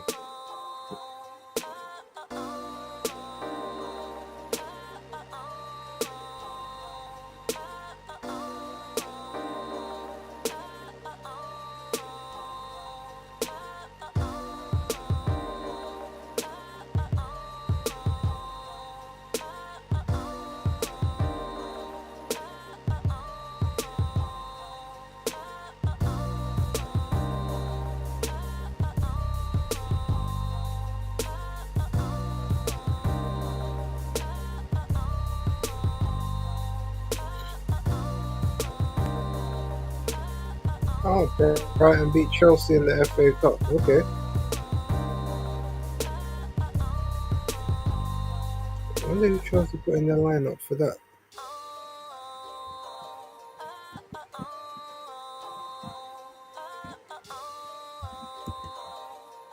Okay, rematch.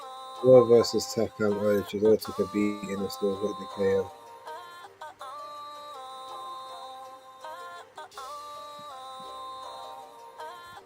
Oh, is it?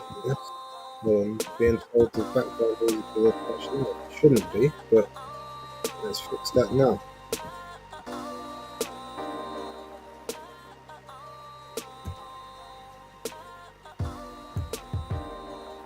Okay, let me know if that's better.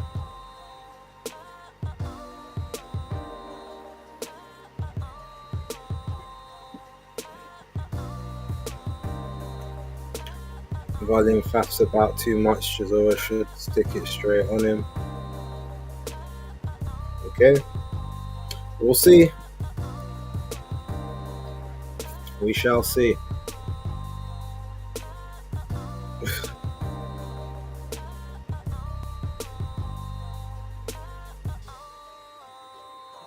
Derek saying he's a gunslinger for this one.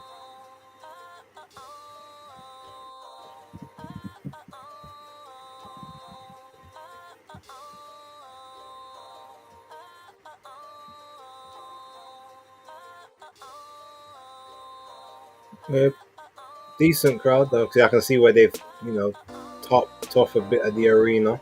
But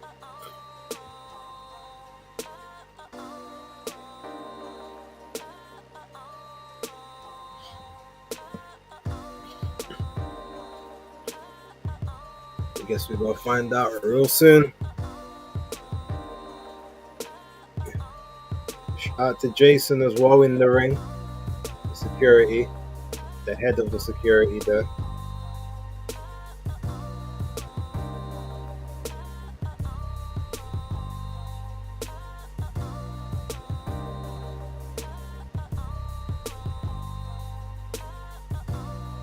If there's anything significant that's being said, either the commentary or in the corners, please let me know, because obviously I've got the sound off so that I don't get any copyright strikes. Would you imagine, in my watch along the other day, I got a copyright strike from the intro, the countdown, the 30-second countdown. Apparently there's like 3 seconds or something within that first 30 seconds that is copyrighted material from, I think it's like a Japanese site or a Japanese musician. And it was like, well, you can either edit it out or you can appeal it, but we're going to take it, but we're going to demonetize the video. So I had to edit out like 3 or 4 seconds of the 30-second countdown, which is why the one today had no sound on it at all. But yeah, crazy.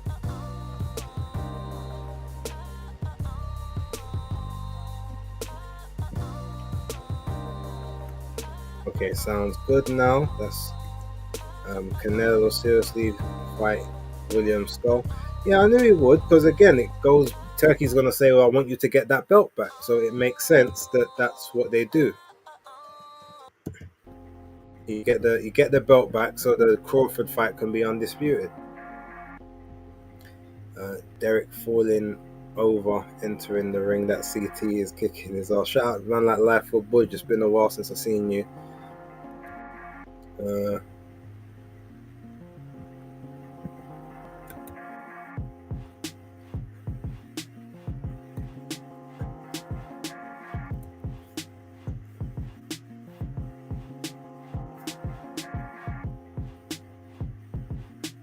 'He's Wallin's being trained by Joey Gamache.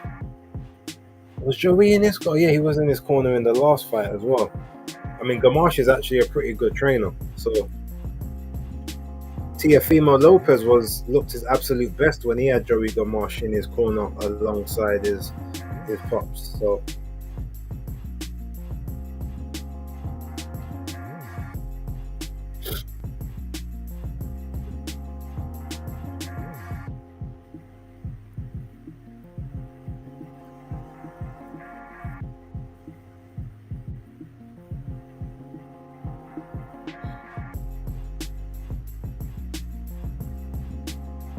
$35 and $13. Chisora looks in decent shape. I mean, I've seen him look in better shape, but he looks in not too bad nick. Hopefully, the little extra pockets of fat he's got will give him the extra those extra stamina pockets and those energy reserves that he needs. Right, let me see what the likes are saying. If you are watching, please hit the like. I would like to get these up to see where we're at.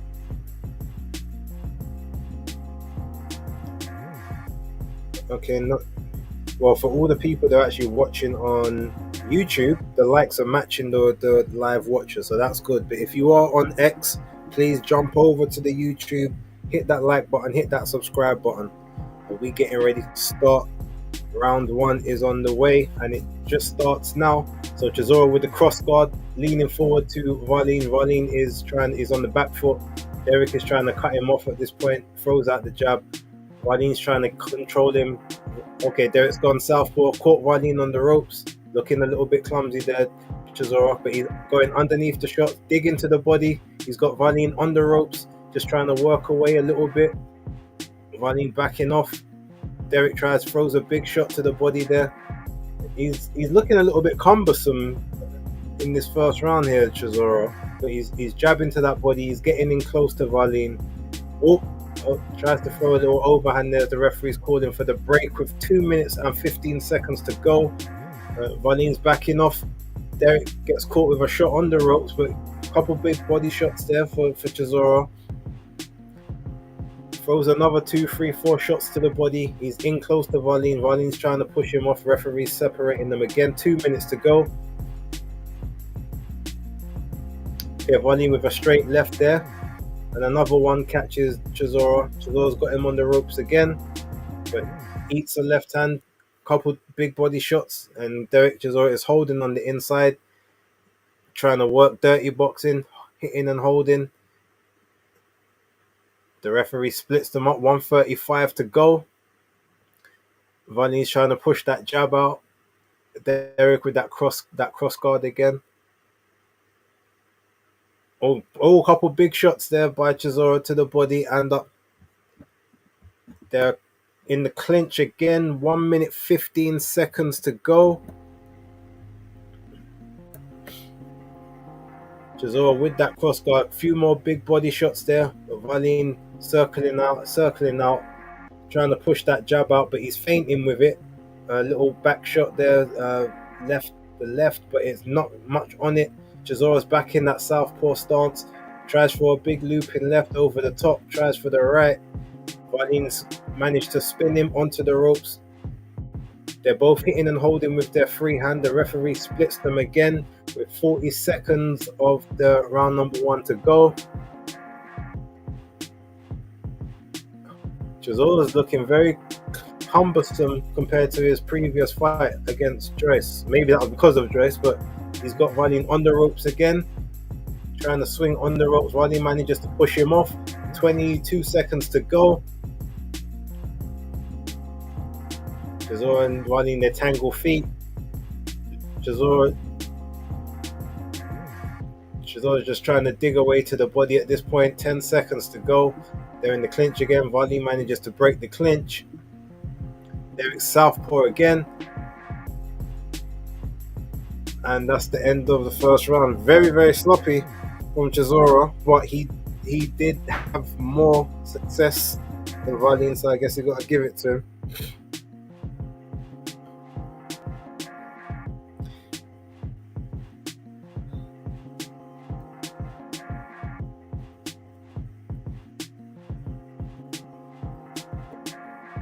Let's view that post.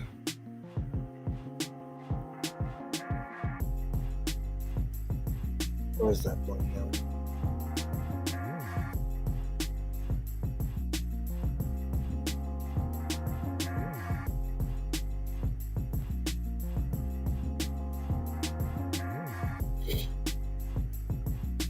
Okay. Let's see what you guys are saying. I don't know how Canelo still gets ratings after ducking the Bivol rematch. Okay. Okay, so Chisora now. Okay, so he's back in that southpaw stance, trying to throw that jab to the body. But Wallin's not really letting his hands go either. He's trying to feint with it. Chisora's throwing those looping shots. He gets caught with a nice little counter shot there by Wallin. Back in the clinch, hitting and holding. Damn, Chisora looks old and slow. Yeah.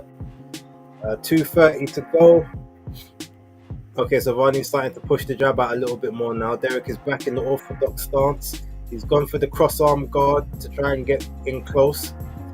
And again, Wallin's just circling to the right at this point. That cross arm guard still there. Derek's gone back southpaw. At this point, he's just mauling Wallin. Shot to the body. Wallin left it open. Couple shots around the guard there by Derek, but he's looking very cumbersome here, looking very, very slow. But Wallin spins him onto the ropes, pushes him back. It looks like he's going to try to wear the old man out and go for this fight late. Derek with that cross guard again, trying to dip underneath the shots, but he's getting caught here. But okay, he's got Wallin on the ropes again, just very uncomfortable, very just sloppy and messy, which is what I predicted this fight would play out to be. Okay, back in the center, 1 minute 18 to go. Wallin just gets pushed back onto the ropes. Derek is just sitting and holding at this point. He gets walked back into the center. He tries to throw a big shot over the top there. Wallin took that one. Derek gets caught with a short right hook there. Knocks him off balance a little bit. That cross arm guard still there. He's back in that southpaw stance with 55 seconds to go of round number 2. Okay, a couple big shots trying to barrel in with the head. I think the referee's going to warn him about getting that. Yeah, he's saying the head. Be careful. 42 seconds to go. Wallin looks like he's getting a bit more control, but Chisora's he's just chasing him around at this point.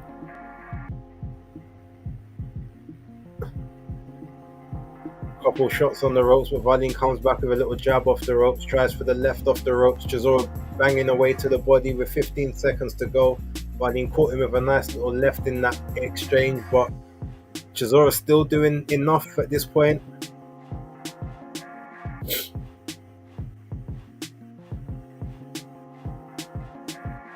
Big shot there by Chisora, looping right hook right at the end of the round just to clinch it for himself.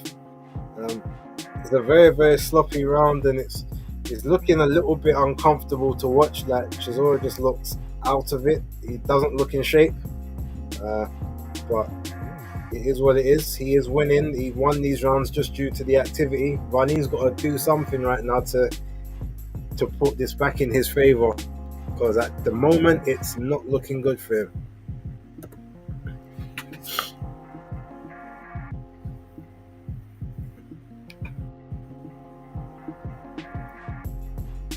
But I'm sure Joey Gamacha's got the game plan. He's probably looking at him saying, just, we're gonna relax, let him exchange this energy, and then take it to him later on.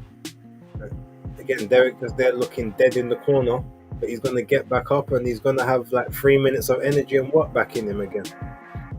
Okay, Wallin comes straight to the center of the ring. Ref tried to push him back. He said no. So Wallin, okay, looks like he's framing up with that left hand now. Okay, now he's popping that jab out and the left. Derek's getting close, but now Wallin knows that he can push him back. Derek's hitting in the clinch, but I think Wallin he came out looking a bit more comfortable in this round. He's in the center, popping that jab out, catching Chisora with the jab.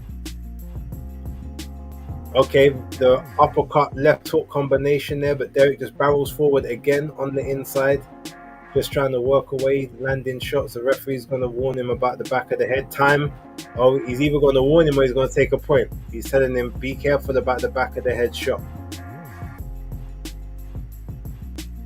Okay, that might be the final warning. Okay, Wallin's just popping that jab out, making it hard for Chisora to get in close. Okay, hits nice jab there. Left hook there by Wallin as Chisora gets in the clinch. He tries to rough Wallin up in the clinch, but that left hook landed quite cleanly. He's pushing Chisora back into the ropes. Oh, this is a 12 round. I thought this was. Oh yeah, they made it a 12 because it's an eliminator, which I don't think Derek actually wanted. I think he wanted the 10 round fight. Okay, Chisora just tried for the big loop in left there, but Wallin managed to grab him, pushes him back into the corner, trying to walk him back. Chip is in the arena as well. Shout out to Chip. Wallin is throwing that jab out a little bit, a couple body shots there. Wallin's pushed Derek onto the ropes. 1 minute and 10 seconds to go. Chisora with a nice little overhand right there, but he was off balance when he threw it. Another overhand right. Wallin started this round really well, but Chisora looks like he's getting it back at this point. Derek switched back into that southpaw, but he's back into orthodox now.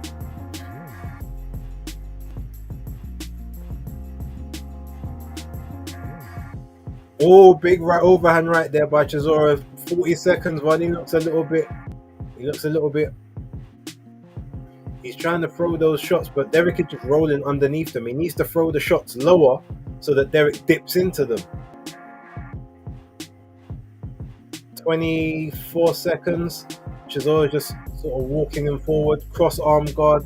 Now he's back in that southpaw stance, trying to get close. He leaps in with the looping right. Catches Wallin. He's now in the clinch with him. He's trying to hit with the free hand, and there's 10 seconds to go of round number 3. Chisora trying to walk him down. Oh, Chisora gets caught with a counter left hook right at the end of the round, but he did enough just to take that one. Wallin started very well, but he just couldn't sustain it. Chisora wouldn't allow him to.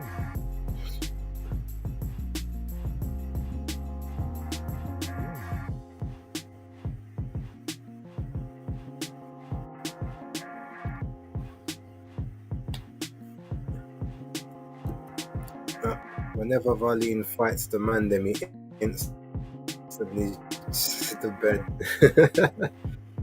Yeah, maybe. Because he knows we ain't about to box. We're here to fight, and fight only. If you're watching on X, please jump over to the YouTube, hit that like button, hit that subscribe button. Thank you very much in advance. Okay, round 4. And Wallin tries to take center ring immediately.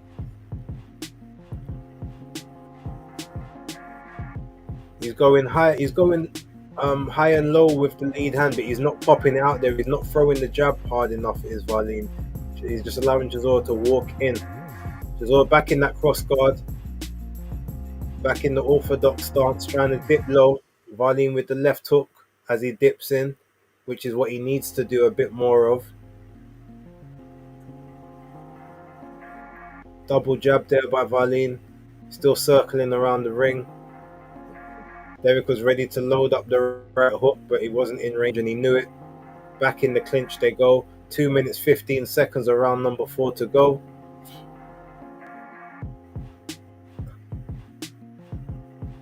Derek with the up jab, 2 up jabs there, 2 shots to the body, tries for 2 looping rights over right and the left over the top.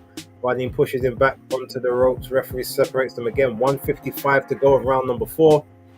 Derek tries for a looping body shot.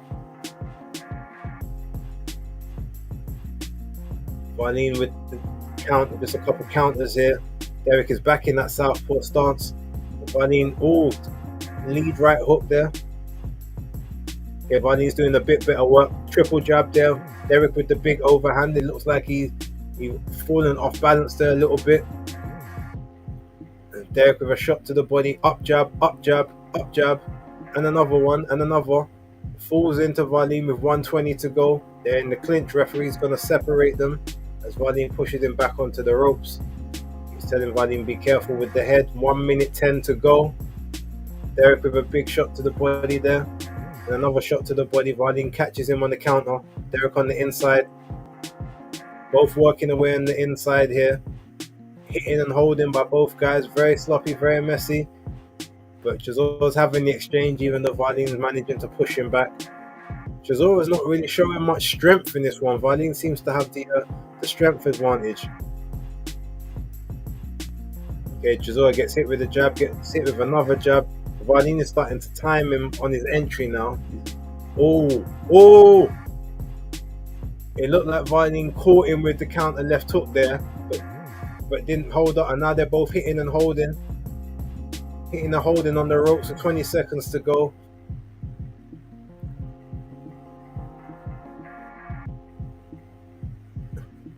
Another looping right there by Chisora, but it's just not landing. He gets pushed back. He's looking tired.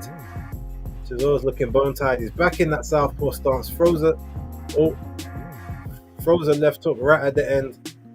This is probably Wallin's best round, but it's Derek is just managing to do more, just a little bit. Wallin's having a bit more success though, so he could take this one over from the next round if he just starts pumping that jab out.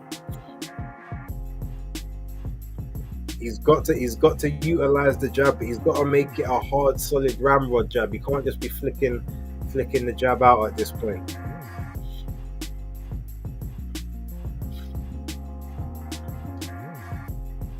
Shout out to Jay, says who's winning the fight. I've got Chisora 4 rounds up, but it's not looking great. Veritas, I'm surprised Wallin is pushing Chisora back. Yeah, Chisora looks like he ain't got no power in the legs or the body. Wallin looking tame. Chisora sloppy as ever. Wide arrow whack. I can't unsee Chisora wobbling around the ring against Joyce. Okay, so round 5 just starting. Oh, little trip up of the legs there. 2:50 to go. Derek's gone into southpaw. He's pushing Wallin back with the lead hand. Up and down, but Wallin's managing to catch him now with his lead hand. Okay, he's doing well here. If he can keep this up, he's starting to find his rhythm and his timing for Chisora. Moving about. Chisora's in the clinch. The referee's having to separate them.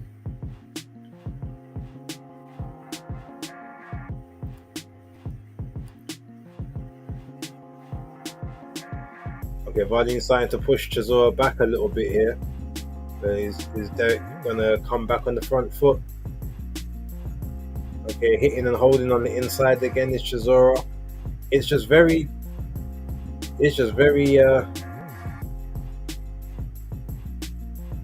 very messy. No one's been able to do any clean work. Nice little power jab there by Wallin. That's what he needs to do more of. been backed into the corner, but he's been pushed back. Okay, 2-3 power jabs there. Okay, so he's doing well in this point. He's managing to get the clean work off against Chisora. Chisora's falling into it. Oh, Chisora just, it looked like I don't know if he grazed him or if he caught him with the overhand right. That one partially blocked on the gloves, but Wallin seems happy enough.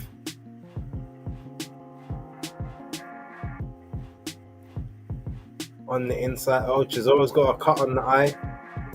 Not sure if that was caused by a punch or a head clash. But I did tell people that Wallin has those slashing shots. He manages to open cuts on his opponents. So Chisora needs to hope that don't get much worse if it was caused by a punch. Okay, Wallin's pushing Chisora back a little bit now. Chisora might have to do the rope-a-dope tactic. The eyes going a bit. Wallin with jab, little left there as well. Chisora barreling forward, but Wallin's got his range now, it looks like. Pushing that jab out. Oh, counter left hook there by Wallin, but Chisora comes with a right and a left, but doesn't really connect. Wallin with the cleaner shots. Chisora's dabbing at the eye. He's not really happy. He's blinking. Oh, okay. Chisora's throwing the shots, but Wallin's catching them on the gloves. He's absorbing these with 15 seconds to go. Referee separates them. 10 seconds. That cut, they need to get to work on that cut. But this is definitely an Otto Wallin round. He had all the success in this one. Chisora's now backing up. He might have to play the background on this one moving forward.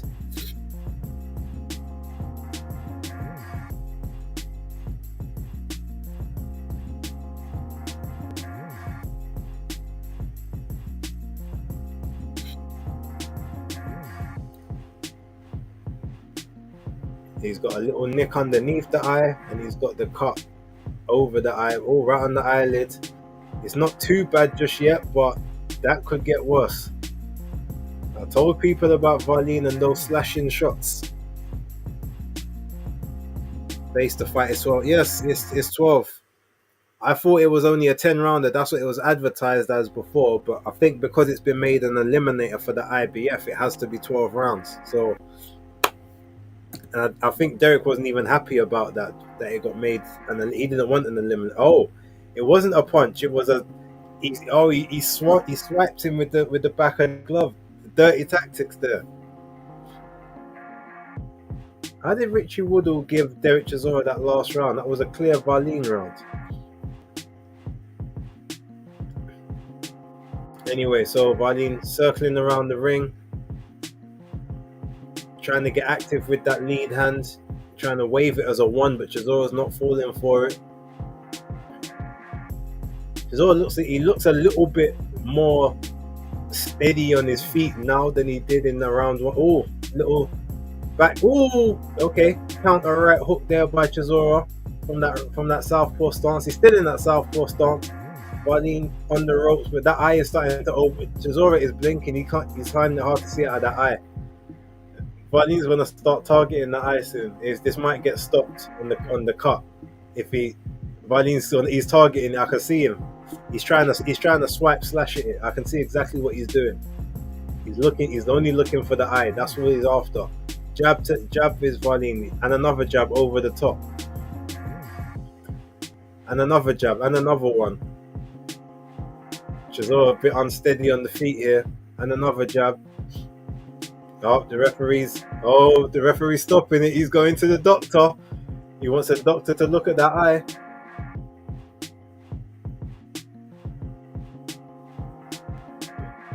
He's saying, Chisora's saying he's fighting, but was it caused by a punch? Can anyone verify if they said it was caused by a punch?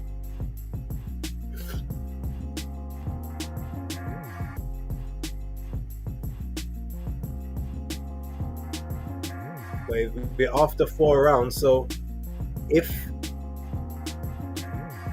he's saying he's okay to go, all right, okay, all right. So we're back in for the 6th round. So now Chisora might know that he's in that cross guard. He might know he has to finish this one because Wallin now knows. Double jab there by Chisora. Little short shot on the inside there by Wallin. He's managing to push Derek's managed to get him back on the ropes, but they're back in the clinch again. Can someone verify if they said the punch was caused, if the cut was caused by a punch or like illegal tactics? Because I saw how he did it. All big left hook there by Wallin, but Chisora walks right through it. Off balance as always, but on the inside, throwing those shots from that southpaw stance again is Chisora. With 1 minute left to go. Swinging and missing. Trying to dip underneath as normal, but on the inside pushing Wallin back, but Wallin is having much better at this round. He's working that jab quite well, is Wallin. See, he's just slashing at the cut. He's not even trying to punch. He's just trying to open it up further. He must think it was caused by a punch.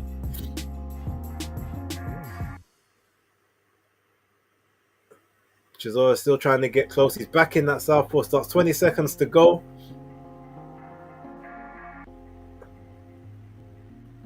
Chisora, Wallin is just trying to tap the cut. He's just trying to open up the cut.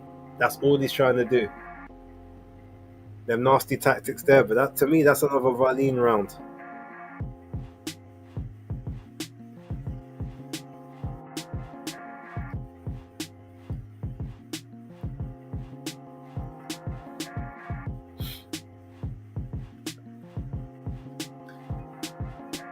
They got to work on that eye carefully, boy. I like to watch fights without volume. Commentators are so biased. Yeah, I mean, I haven't heard anything, so I don't know what they are and aren't saying. But I do know Richie Woodall's card is a little bit wayward. I hope he ain't got it 6 rounds to nil, and he's probably got it 5-1 now. Shout out to Healer done for. I've got that Chisora winning 4 rounds to 2. Richie Woodall had him winning the first 5. If I don't know what he thinks of the 6th, he might have it 5-1. Right, round 7 just started. Wallin's in the center of the ring now. He doesn't look like he's backing up as much. He looks like he's actually trying to step on the front foot. Chisora's gone back to southpaw, but he's gone straight back to orthodox. He gets caught with the jab. Tries a little cross guard to get in. He tries to get underneath. Wallin's backed away.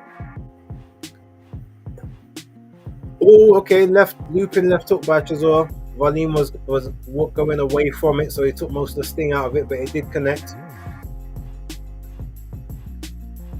Chisora throws another one, misses wildly. Wallin catches him with the backhand. Chisora's caught him a few salvo in the corner there with 2 minutes and 10 seconds to go. Throws another overhand right, which gets caught on the gloves.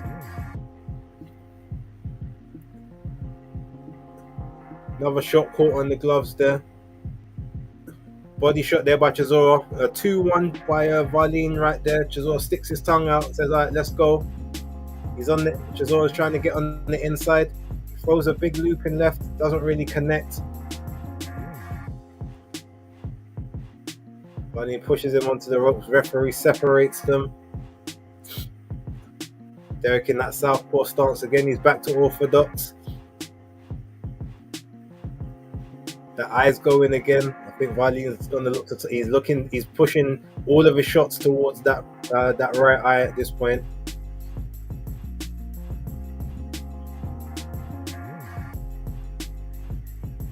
One minute and 15 seconds left of the round.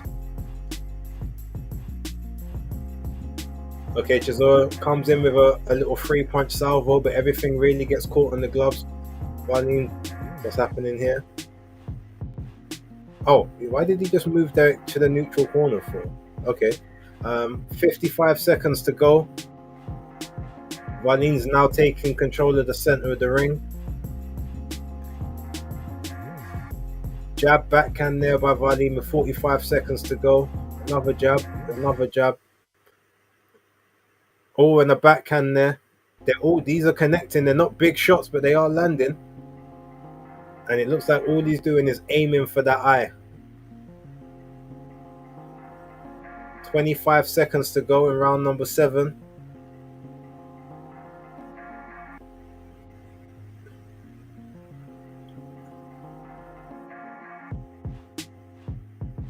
15 seconds.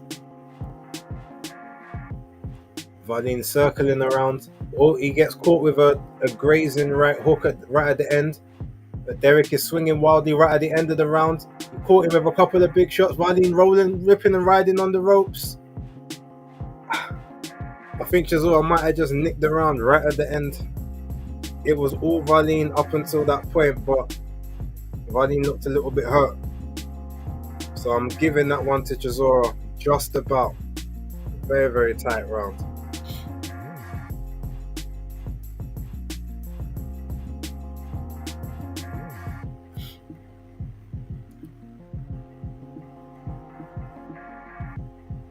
Yeah, Wallin is still being dirty with that hand. Yeah, we can see exactly how the cup got opened.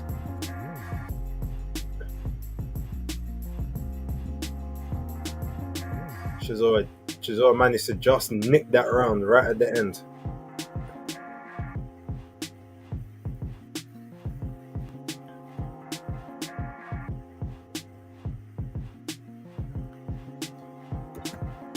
He done the same to Fury, but he got outworked in the later rounds. Yep. Round 8. Okay, so Chisora's inching forward. Wallin's keeping him at bay with that lead hand. He's more in the center of the ring now. Wallin's taking more control of this. Wallin's looking to move around him. He's jabbed to the body there by Wallin. He's moving all the way around to his right now. Chisora's gone back to orthodox. He's gone southpaw now, sorry. Now he's back to orthodox. But Wallin's got Derek onto the ropes. 1, 2, 3 shots there. And another one over the top. Wallin looks like he's in a bit of a rhythm now. Chisora's finding it a bit hard. Solid jab there by Wallin. And Chisora tries to hold him to hit. He's blinking. The eye's going again. Wallin pops him on the eye. Derek tries for the right hook. Misses that. Oh, big left hook on the inside, but Wallin partially blocked it. Wallin, oh, big looping left hook there by Chisora. Off his feet, digging away to the body. On the inside, Wallin is getting, Derek Chisora just swinging wildly, but Wallin's still up. He's exchanging back. Derek digging to the body, digging upstairs. Wallin's rocking and riding on the ropes, but he's swinging back as well. He comes off the ropes. Looked like a bit of a low blow there. Referee's call time. Wallin to the neutral corner. Is Chisora he's admonishing him for a low shot there. He's telling him to keep it up. Anthony Yard and others aren't happy in the ringside, but Wallin comes back out to the center of the ring. That might have been Chisora's lot for this fight. Who knows if he's got the energy left? We're in 1 minute 10 seconds to go, round number 8. Wallin's popping that jab out. Oh, backhand right there, right at the end there. Chisora back in that orthodox stance. He's gone back to southpaw. He's gone back to orthodox. Sorry, he was in southpaw. Couple swings on the ropes. 50 seconds to go. Wallin catches him with a left hook. Derek with a couple body shots with a shot over the top. But Wallin's actually doing really good work. He's just not sustaining it. Getting caught. He's caught on the ropes again. Chisora just windmilling at this point, but the activities, the shots are getting through. Chisora falls it out. Otto Wallin used the front of the glove. He pushed on the eye, the dark arts. He's trying to open the eye up even more. 20 seconds to go.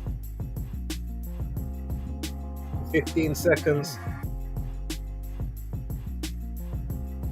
Wallin's trying to pressure him in the corner, but he's being cautious of the counter right hook that he knows is about to come. Through one left hand right at the end. I don't even know. I think that was a I can't even give Wallin that round. I'm gonna have to give that one to Chisora. Just about. Again, the last 2 rounds were extremely tight, but Chisora, he landed the better work, or at least the more eye-catching stuff, and he did definitely catch and rock Wallin there. But Wallin's doing well to ride these shots and then come back. But the power just might not be there. Philip say, "Oh, Derek Chisora." Yes, indeed.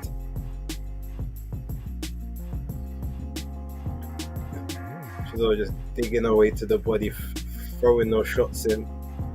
That was like probably the biggest salvo I think I've ever seen in one consistent motion in a heavyweight fight. Just okay. So Richie Waters only given Wallin 1 round, which is a 6th. All right, so round 9, circling around 2 minutes and 45 seconds. Eric with the cross arm guard trying to get in on the inside, back in that southpaw, back to orthodox now.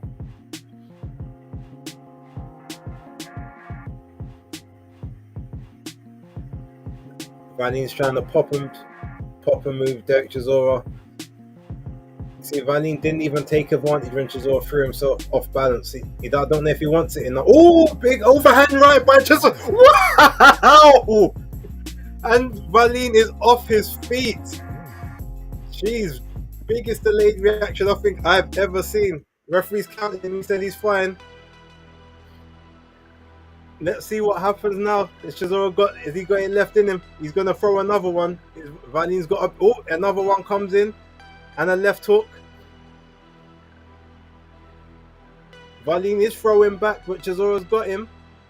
Wallin hit and hold on the ropes. He's trying to hold on. The referee's about to separate them.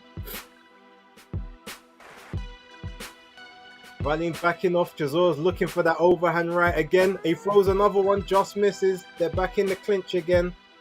Wallin knows he's got a hit and hold. He's got a hold. And Chisora is the first person to take him off his feet. 1 minute 25 seconds to go. Could Wallin fall apart now? He was doing well. He had the shape, but referee's telling Derek Chisora to keep the punches up. Wallin's jabbing upstairs. He's still looking for that eye. Chisora's just throwing those looping haymakers right now. He's looking for that one solitary shot. Okay, Chisora's tired, so now he's sitting on the rope. Wallin's trying to come back. Chisora with that cross arm guard, dipping and diving.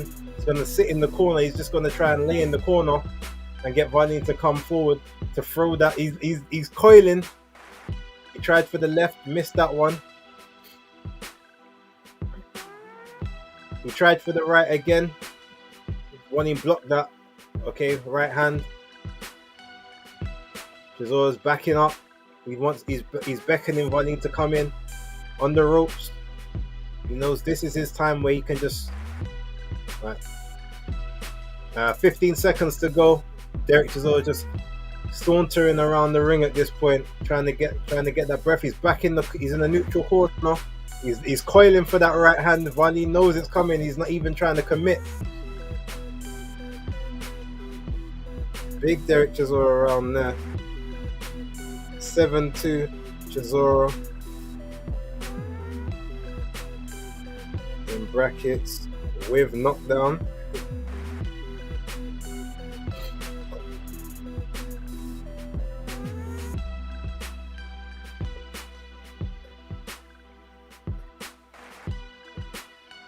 Proper delayed reaction there by Wallin. That little equilibrium shot. I don't think I've ever seen anyone fall like that. Both feet off the ground.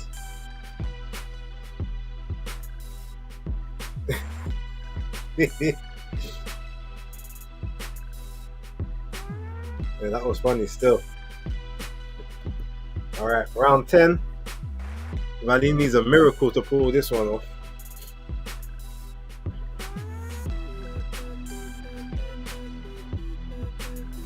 Okay, so Wallin is trying to be active with the lead hand. He's trying to hold the center. He throws the backhand into the guard.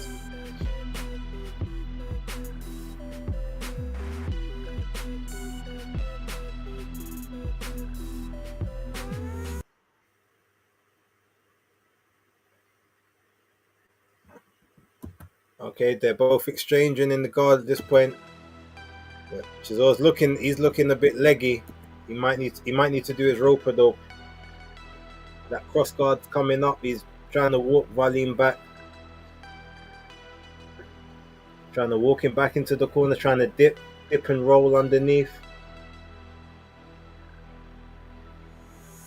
Wallin's just not throwing that punch out enough. Derek back in that southpaw stance. Derek looks wobbly at this point. He looks out on his feet, stumbling around. The balance doesn't look great there for Chisora. Okay, Wallin's peppering a few shots out here.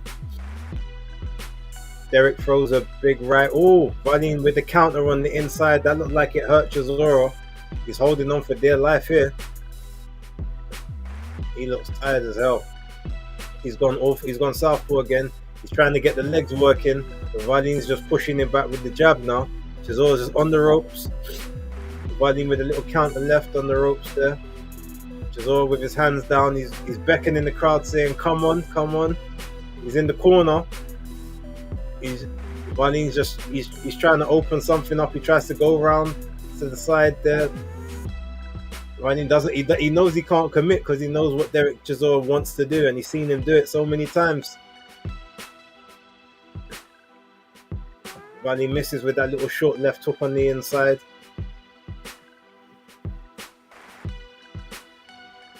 Chisora is bone tired at this point. But Wallin's in the ascendancy. Chisora tries to push him back a little bit. Cross guard. Oh, Wallin with a little left hook there and a right hook, and Chisora's wobbling all over the place, but he's walking back into the line of fire. 25 seconds to go. But Chisora is trying to end the round strong. He's swinging a miss right there. 15 seconds to go. Wallin, this is his round. End it strong. He's got to end it strong. Chisora tired as hell, but he throws a big looping right at the end of the round. Doesn't connect. But that's a Wallin round right there.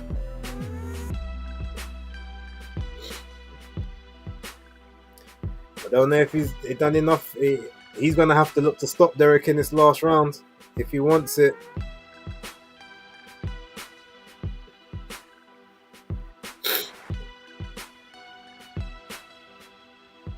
Alright, let's get to these comments. I know there's a couple that came in.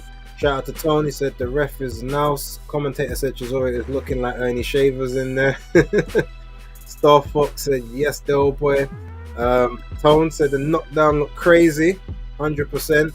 And Veritas Ad Astra says Chisora is incredible, never stops coming forward. Yes, but there's one round to go. I mean, what is Wallin gonna do at this point? He's gonna have to go for broke. But in order to do that, he might end up getting himself knocked out. So, 12th and final round. Wait, ain't they touching gloves? Oh shit, this is round 11. So I thought it was round 12. Okay, I just messed up my scorecard then.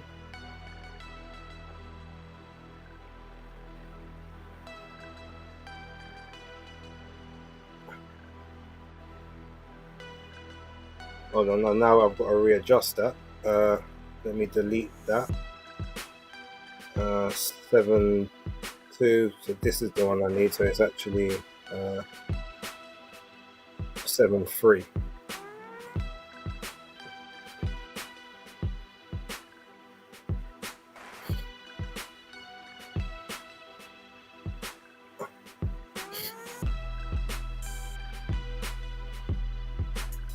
Wait, I've missed a round. 8, 9. Oh yeah, no, 7-3. That's right. All right. I can see Derek looks like he's on the front foot again.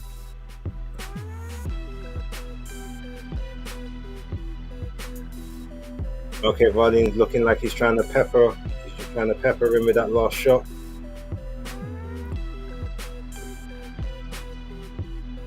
Okay, little short hook on the inside there by Wallin. 1 minute 30. Derek with the overhand left. just grazes Wallin.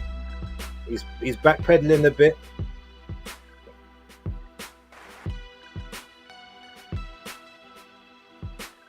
Okay, a couple big shots on the inside. Wallin caught him with a couple, but Derek is catching him also.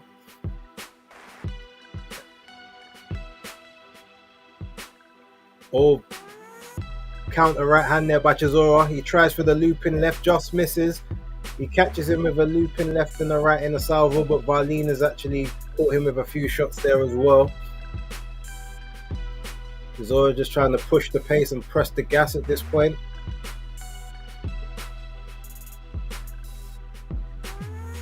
He's on the back foot. Wallin's trying to pressure forward, but he knows what's happening. Oh, Chisora's got a cut on the left eye as well now. He tries for the looping right, but Wallin blocks it. Walks forward, 30 seconds to go. Legs trip. Short right hand on the inside there by Wallin. He's walking Chisora back at this point. Chisora tries for the big overhand right, misses. Tries for the 2-1 over the top. Both get blocked on the gloves.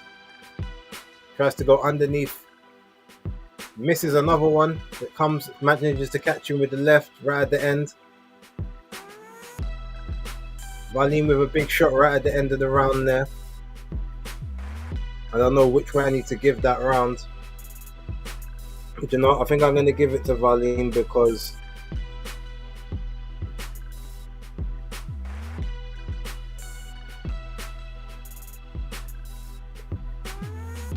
it looked like he was just pressing the pace a bit more. Chisora was resorting to one shot at a time, and the ones I saw weren't landing.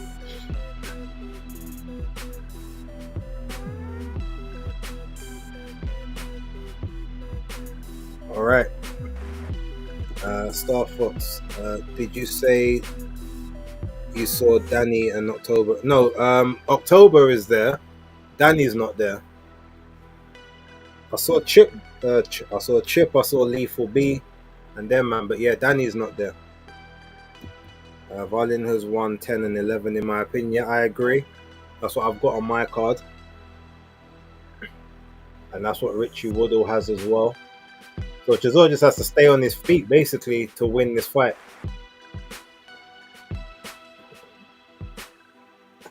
But he's going to go for broke, so let's see what happens. But Wallin is popping that jab out now.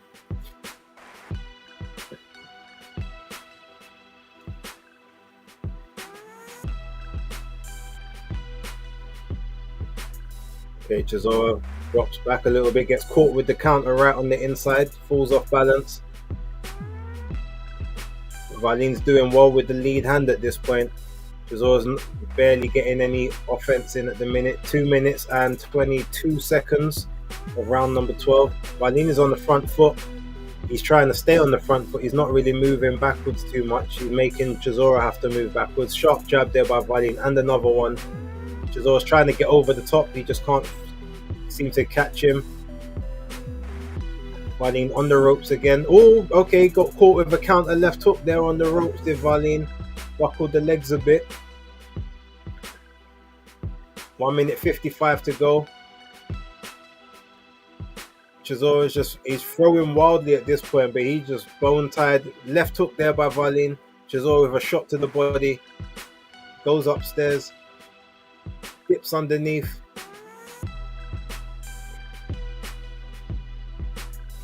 Oh, Wallin tried a little spin shot.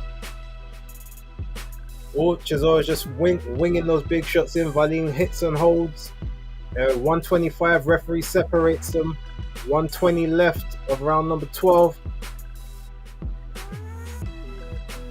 Chisora with a left hook over the top and another one. Both of those landed quite heavily. Wallin's trying to push him back into the ropes, trying to get a breather. 1 minute 5 seconds of round number 12 left. Wallin with a nice left counter, short left there, so he wobbles Derek Chisora, knocks him off balance. Derek tries for the looping left hand, misses that. Wallin's got him back on the ropes. Chisora dead tired at this point, bone tired, wobbling all over the place. But he's still going. He's trying to stay towards the ropes. He's not he hasn't got the strength in the legs. He's trying to stick on the ropes. He's making Wallin come towards him. Wallin's pressing the action.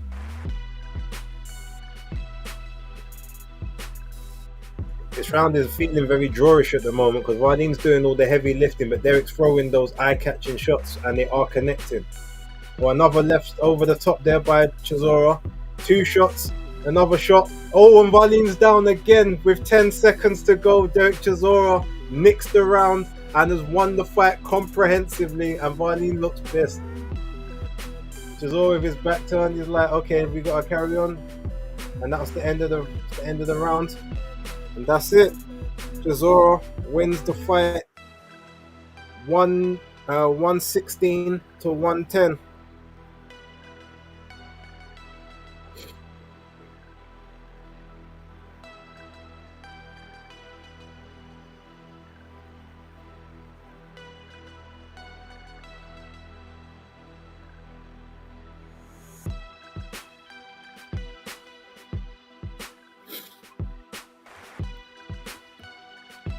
Okay, let's see what we get. Get ready for Coming to Africa, starring Derek Chisora and Turkey Al Sheikh. Right, so I've got it 116, 110. Look at Joe Joyce is like, oh, I guess it's not just me that gets knocked down.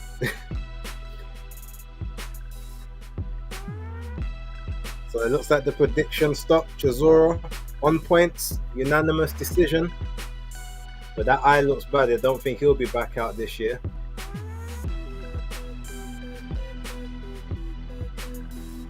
And more than anything, Wallin was just kind of off balance, but you know, it happened. So Arawak says good effort, Chisora, and it's mad because Wallin was actually winning that round until that happened, but them last minute salvos, but and that last shot hit him on the back of the head. You see it clearly. They're going to show it in the replay. That one's at the side. That one goes over the top. That last one, that one's on the back of the head. And that's the one that took him over. Really and truly, I mean, that's an illegal shot, ref. But man, like Wayne Fitness, shout out to you. Golden Mike 30. Yep. The old boy. That's right. A good amount of people watching right now. If you are watching, if you're on Twitter, please jump over to the to YouTube, leave a like, put a comment in the chat so I can see it.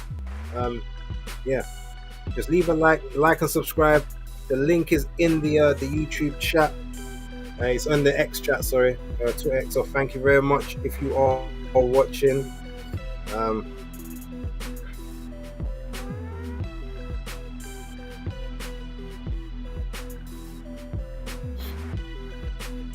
But yeah, I enjoyed that one. I want to hear what these scorecards are. I'm gonna gotta turn that down a little bit.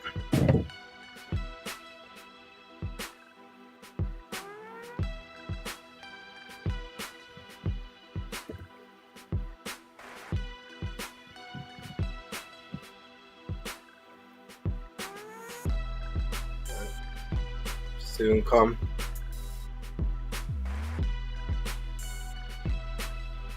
Hopefully you guys can't hear the music, but I wonder what Otto Wallin does next now.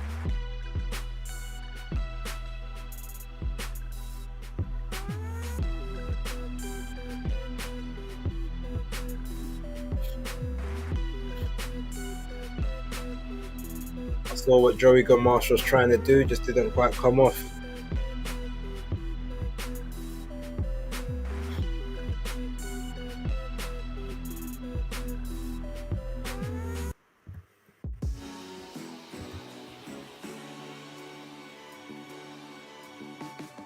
I think they're about to announce the scorecards.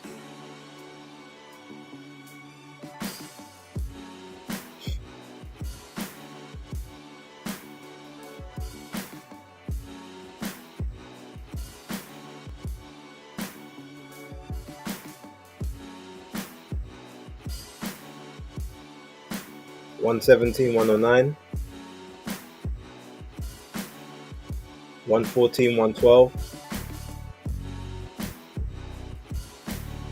$116, $110. The 117, 109, 114, 112, and 116, 110 is the scorecards. All to Derek Chisora.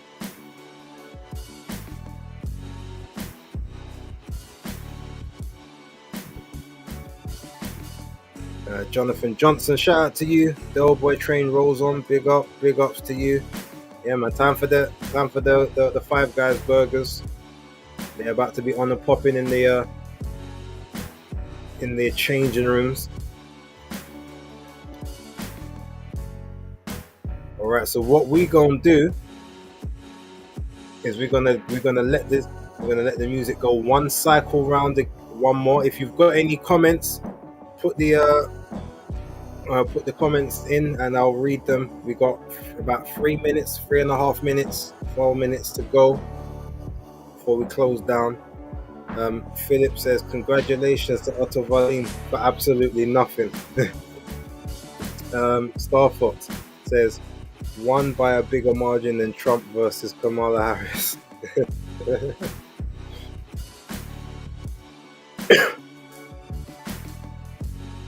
See, they gave Del Boy the mic. They didn't even try to hold it, so not take it. It's all yours.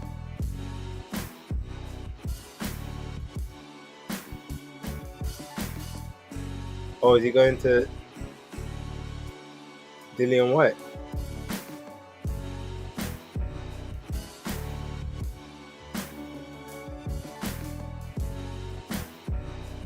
I don't like this Chisora versus Dubois. Hope he trains us up. Well, it won't be next because this wasn't a final eliminator. It was just an eliminator.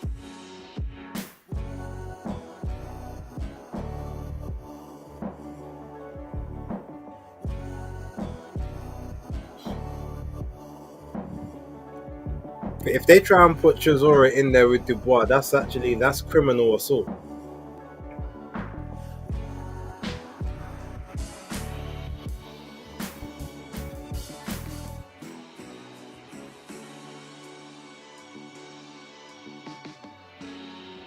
Like 3 cuts on the face, 2 underneath the eyes, 1 over the eye. Yeah, Wallin knows how to open them cuts, boy.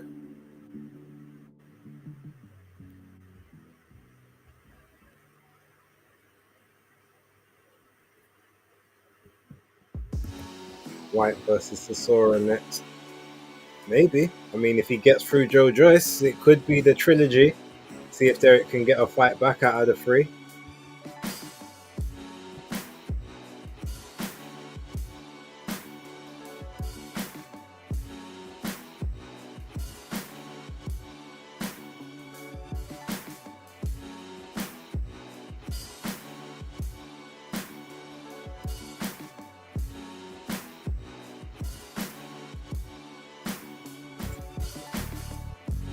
Life of Bush. This JD guy. What did he do? I didn't. Me and JD are boys still. So unless he done something crazy. Right, SWJ, shout out. That was a terrible fight and terrible performance by Wallin. Yeah, well, I hope he fights Miller now. You know, I don't even want to see a Jerome Miller fight now. Not with Chisora, with no balance and no equilibrium. Right, that's long. Tyson Fury's resume aged like milk yet again. Well, you say that, but Chisora's on Fury's resume 3 times, and he seems to be on a roll right now. He's like 4 wins in a row. There was the Pulev fight. There was the what's the American's name? Shoot, I did an interview with him. There was the American. There was Chisora. There was Joyce, sorry, and now Wallin. So, what was his name? Someone put it in the chat. Gerald Washington. That's it. Thank you, SWJ. Yeah. So that part of Fury's resume is actually aging a lot better. What about White or Wilder next? Yeah, I don't mind either of those fights, to be honest. If it's I can't lie. I've always said I give Chisora good odds to beat Deontay Wilder I mean, but having seen how he looked in this fight, I don't know. I think Deontay might be able to catch that quick early right hand still. But the White fight is still interesting. Why, they're asking who he wants to fight next. Obviously, he's got posters. He's got Usyk, Dubois, Anthony Joshua. No, Derek, none of these is for your last fight, big man. Like, you, Derek, behave. Like, all three of you can't fight any of them. It's Dillian White or Deontay Wilder or someone like that. But shout out a man like Tiny. I ain't seen Patrick in years.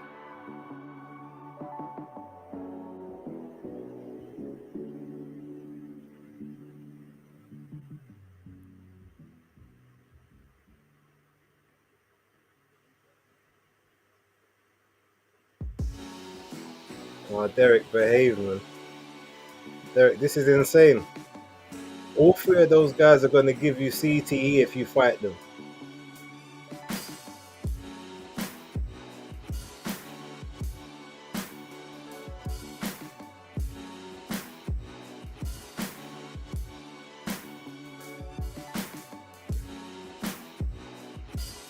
I'm trying to think, who would be a good opponent for him to fight in his last fight?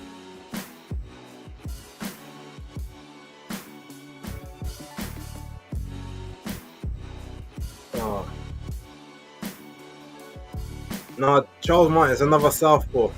Louder southpaw thing. We don't need, yeah.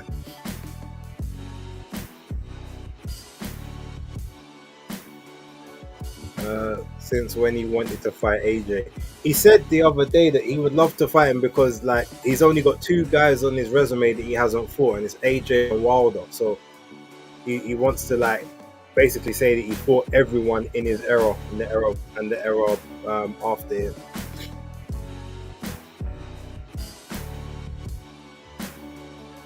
Ruiz, yeah, he's a part-time boxer. That one's not bad. Chisora now number 2 with the IBF. Let that sink in. It's a shame that Adam Kovnatsky like fell so far from grace, because he would have been a great last fight. I said it's too late, man. Martin, he walks like Africa, like a prince. Yeah, no, the southpaw thing, no, can't do that one. If you're gonna do southpaw, yeah, it's got to be someone like Luis Ortiz, just someone that's old like Cuba. Like, trying to think who would be a good.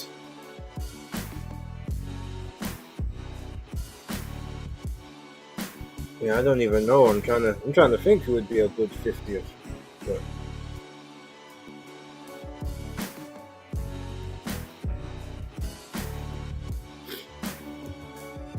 man said David Hay rematch, since David says he has an announcement to make to boxing fans. This is something wet.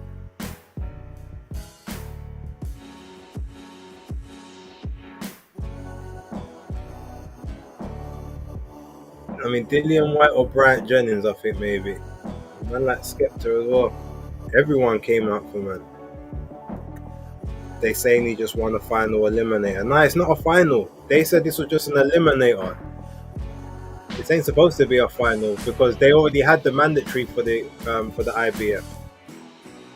The final eliminator is Martin Bakole and F.A. Ajagba. He could fight Ngannou. Why not Wilder? Yeah, I ain't really got a problem with that, quite frankly. All right, you know what? I'm enjoying this. We're gonna go around for one more cycle. So I'm gonna stick around for another 3 to 4 minutes. Get the last comments in. Bakole versus Chisora for the vacant IBF would be horrible work. Yeah, 100%. I don't want to see that. I mean, Bakole's fighting F.A. Ajagba next, so if he wins that and becomes the mandatory, he'll get elevated to an IBF shot anyway. But Daniel Dubois ain't gonna lose it. Like, he's not gonna vacate it. I mean, and neither will Joseph Parker if he was to win. So,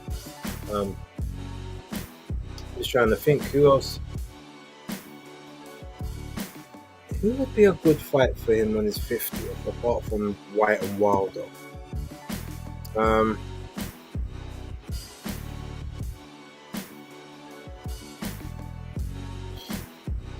I can't even really think of one, to be honest. But I'm trying to think of someone that it's a winnable fight, but they've still got something in the tank.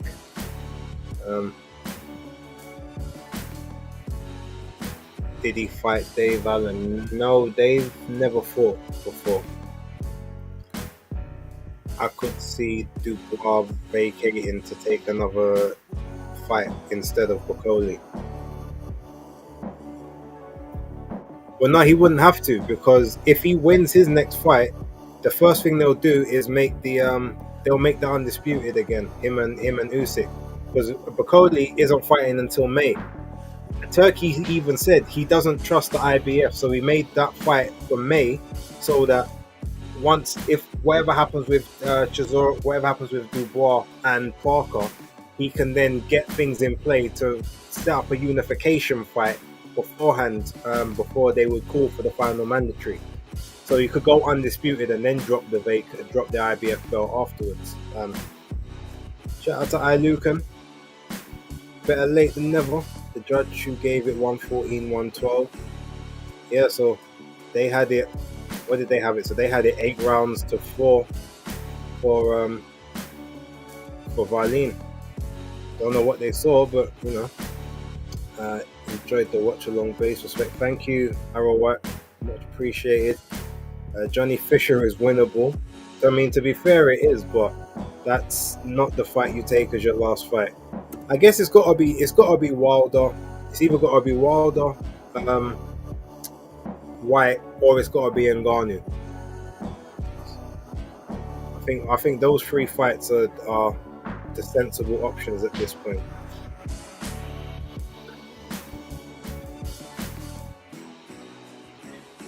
Alright, well look, we're at that time, ladies and gentlemen. Thank you very much for watching. I've enjoyed it. I hope you have as well.